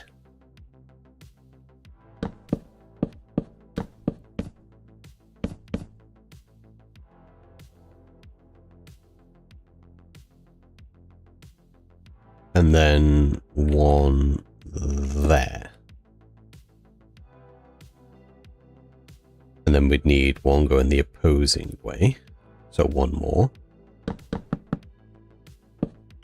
I know this kind of looks like I've lost my mind, but this will hopefully make sense.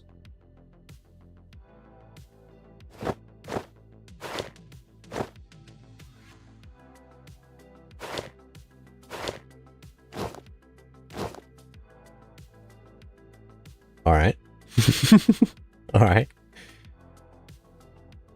And then just for my own sanity, because they do upset me when I put them in and they do this, I'm just going to give myself the armor stands book and tell them all to stand to attention. There we go.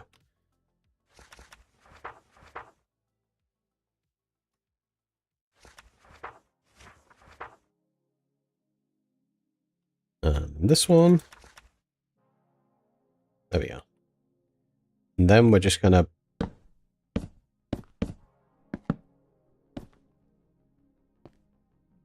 do that. I feel like I should have put pants on them all. I feel like pants was necessary. This might be tricky to put pants on them all now. I'm not going to put it in red because I don't even know whether I'm going to like this yet. Yep. Yep, gonna have to do that all over again. Alright, well I may as well put them in bloody red now, hadn't I? Damn it. Hey dude, thought I'd catch you for a quick minute. How you doing? Hey, how's it going, Gollum? You good? Right, so let's re-get that. I'm not gonna bother making them stand to attention this time, because that did not work that well for me anyway. And then some dye. Alright, so... Right, now. We will still do it visually.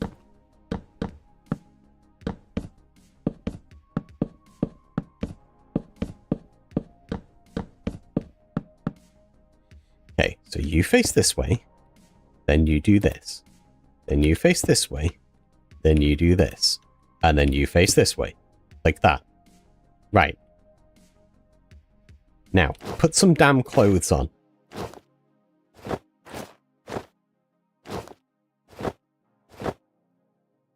Do you have any thoughts on the ancient road? I have not looked at it yet, but once I've smashed all of these down, I will.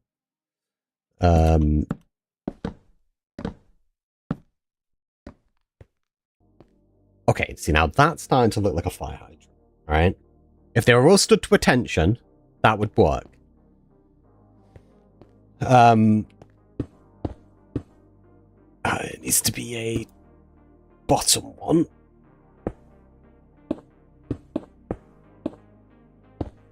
And then we need a piston to push that in place.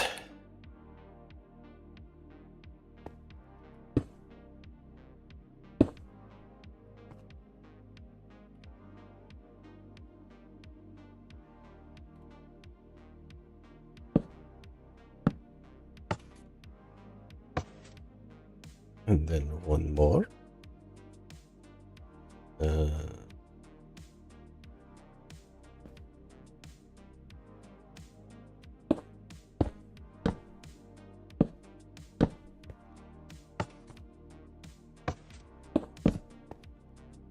Okay, that's one way of potentially doing a fire hydrant. Which is just basically a bunch of armor stands smashed into each other. And then the other option would be using like either one of these or one of these as like an actual wall piece. But it would have to have the trim underneath it. Which we could put in... Well, it'd have to be in the same, I guess. It's not called calcite. That's just force of habit. It's called cinnabar. That's right.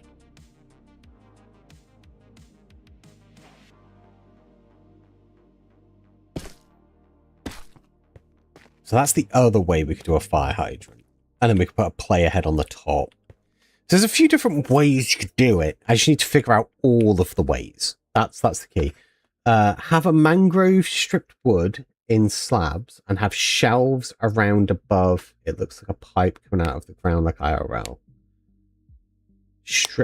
Mangrove stripped wood in slabs and have shelves around the above. See, I think I understand what you're saying now. My issue with that is I think it would be too chunky. I'm trying to find like the micro block sort of version of trying to do basically that. However, I did say earlier on that I would essentially show how to potentially how to do an ancient road. So let me just fuck it, let's just clear my inventory. I know I just swore, I do apologize, but what are you gonna do? It's too late, you're here, you bought the ticket. So I think for an ancient road, the term is ancient. When one says ancient, I think really old. Like, so how old are we really talking? Well, I suppose we can kind of... I love Dead Fire Coral. You gave me that bad boy. I love Dead Fire Coral. You'll know if I've ever played on a public server that you end up playing on, because there'll be no there'll be no fire coral left. I've taken it. Like, it's so helpful for so many different things. So obviously Mossy is going to become a thing.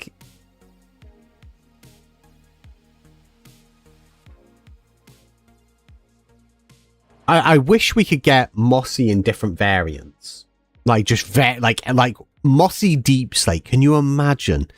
Just close your eyes and imagine, if you will, chat. Mossy deep slate. How nice mossy deep slate would look. The greens, the blacks. Delightful. But no, we don't get them. You know why? You know why. The rule of Mojang. But we are getting concrete slabs and stairs. So, you know, props there. And cushions.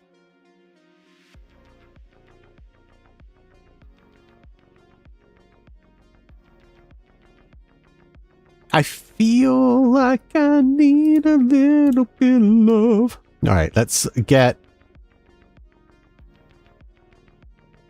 yeah, let's switch that out. And as much as I love it, it's not going to really work with this. So I think I'm not gonna really think too much about the palette all that much right now. That's 4. One more. Let's go with a 5. 5's always nice. I think one of the major things with Ancient is you want to try and make it look overgrown. Like it's been there some time. So like having your moss sort of bleeding into it. That's definitely going to be a thing. And then obviously going in, blending that in, similar to what I did on the road with the oil spots, kind of treating it in a similar vein, but blending that out. So that you've got these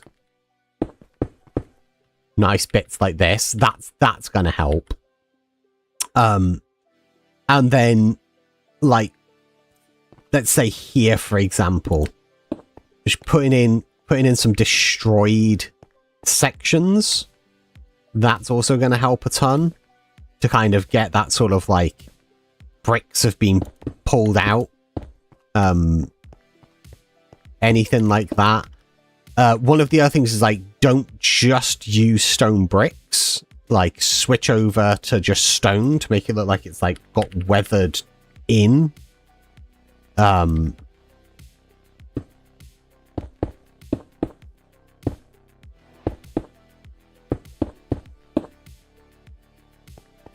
Like any sort of bits where you can kind of get sections to pull down and up a little bit, like we've got with the moss here where it comes up by that 1 pixel.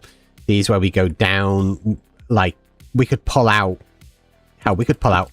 this entire section here and do stuff like that so it looks older. You could then put water in there if you wanted to kind of get that sort of pothole type of vibe like we have over there.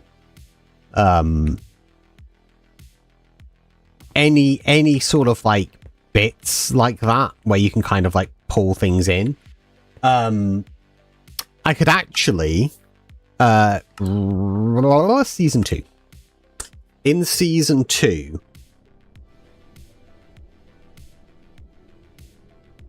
I can't be bothered to try and find it. Oh, I've got to open it all up. God damn this. God damn you all to hell.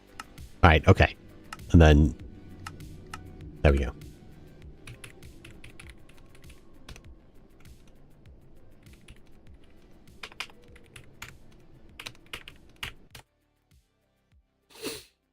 Oh yeah, we didn't build at 0. We built, like, all the way over there somewhere. The hell did we even build in season 2? We didn't. I know it wasn't at 0. Clearly. I mean, I can see it over there. It's that direction.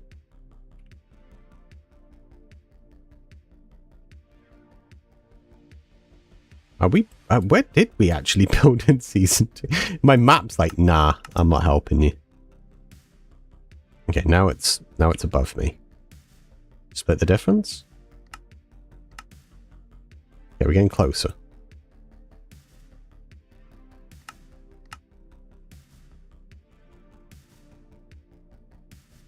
Okay, well, somebody's been here, so that's a good sign. All right, there we go. So over at the Emerald Outpost, I did a ruined cathedral, like an old ruined church. So that's over here. Yes. It's like this type of paving as like a road design where it's sort of really overgrown. You got like patches of grass coming through and stuff. All of this I did for Shallon's place. Having bits of build look like it's crumbling down.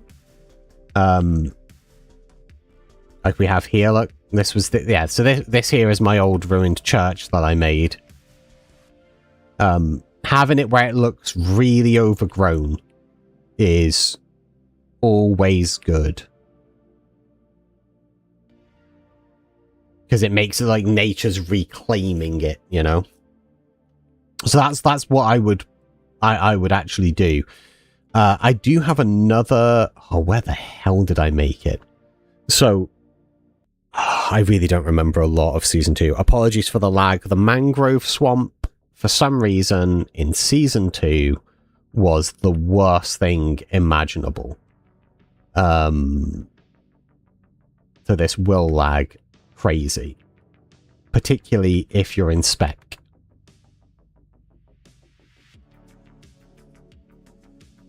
There is somewhere.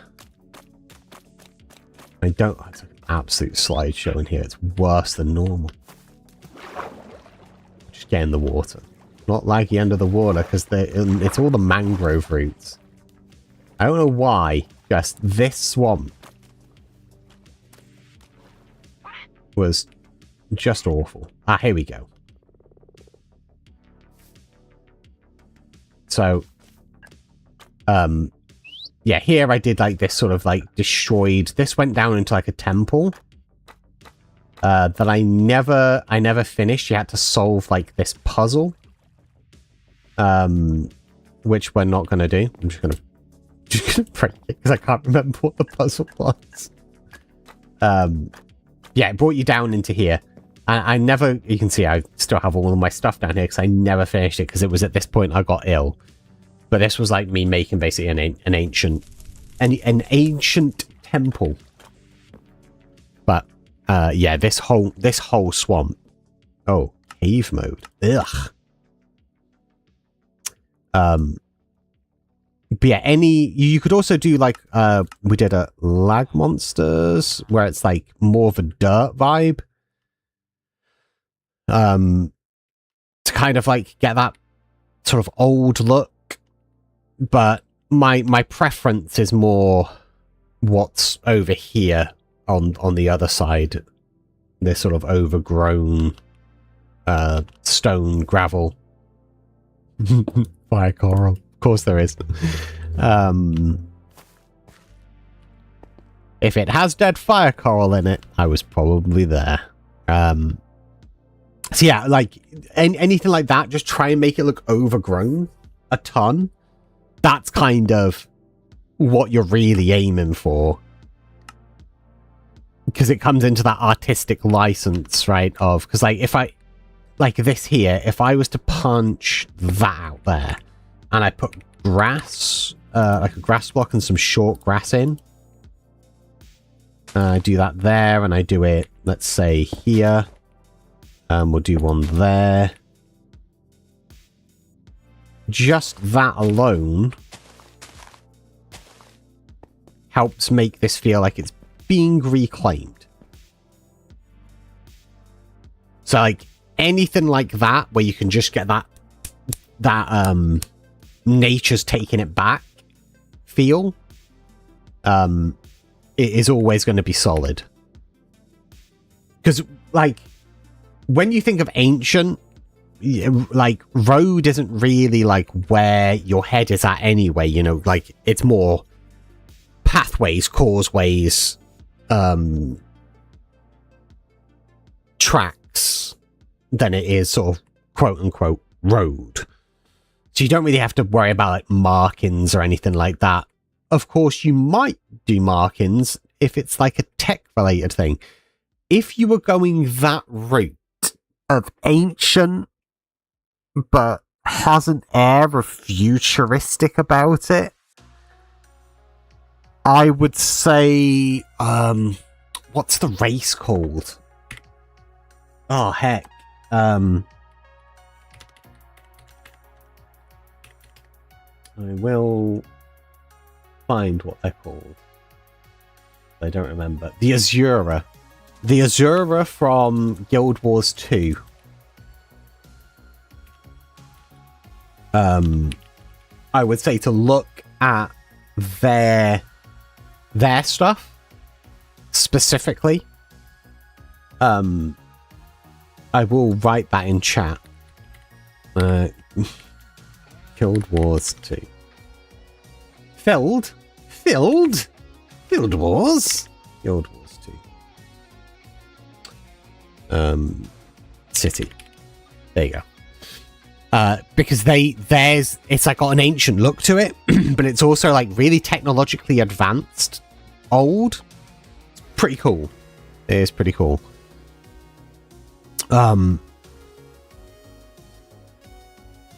Okay, so we've done this. We've done a bus shelter. We've done bus stops area, fire hydrants. We've done the poles. We've explained a bunch of this stuff. All right. Yeah. Yeah. I think that's going to be it because I am quite tired. I did not sleep very much last night. I'm may end up doing like a pickup stream at some point this week because I to be fair, I have streamed for 2.5 hours. That's a pretty long time for me. That's a pretty long time. I'm may stream later next time because it's hard to do these slightly earlier streams with having a toddler. We will see on that.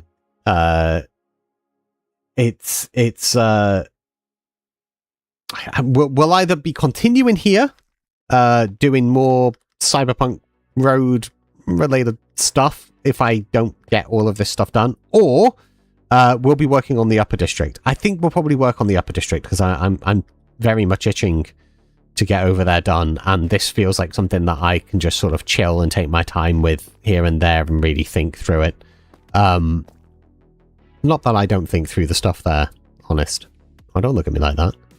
Alright, I'm gonna dip. Expect this as a video at some point in the near future.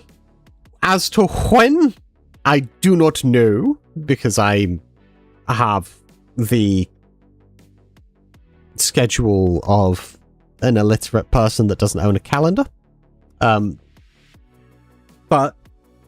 I will get it done at some point. For now, I'm going to go and take a break because I'm still not over the head cold that I had last week. And yeah, my throat feels like garbage. I've had to clear my throat at least 8 times this stream. I do apologize. I'm very sorry. I'm going to get some like multivitamin stuff, I think, because hell, it's not been fun. I'm still going to be streaming on Saturdays. I may do a stream on Friday evening.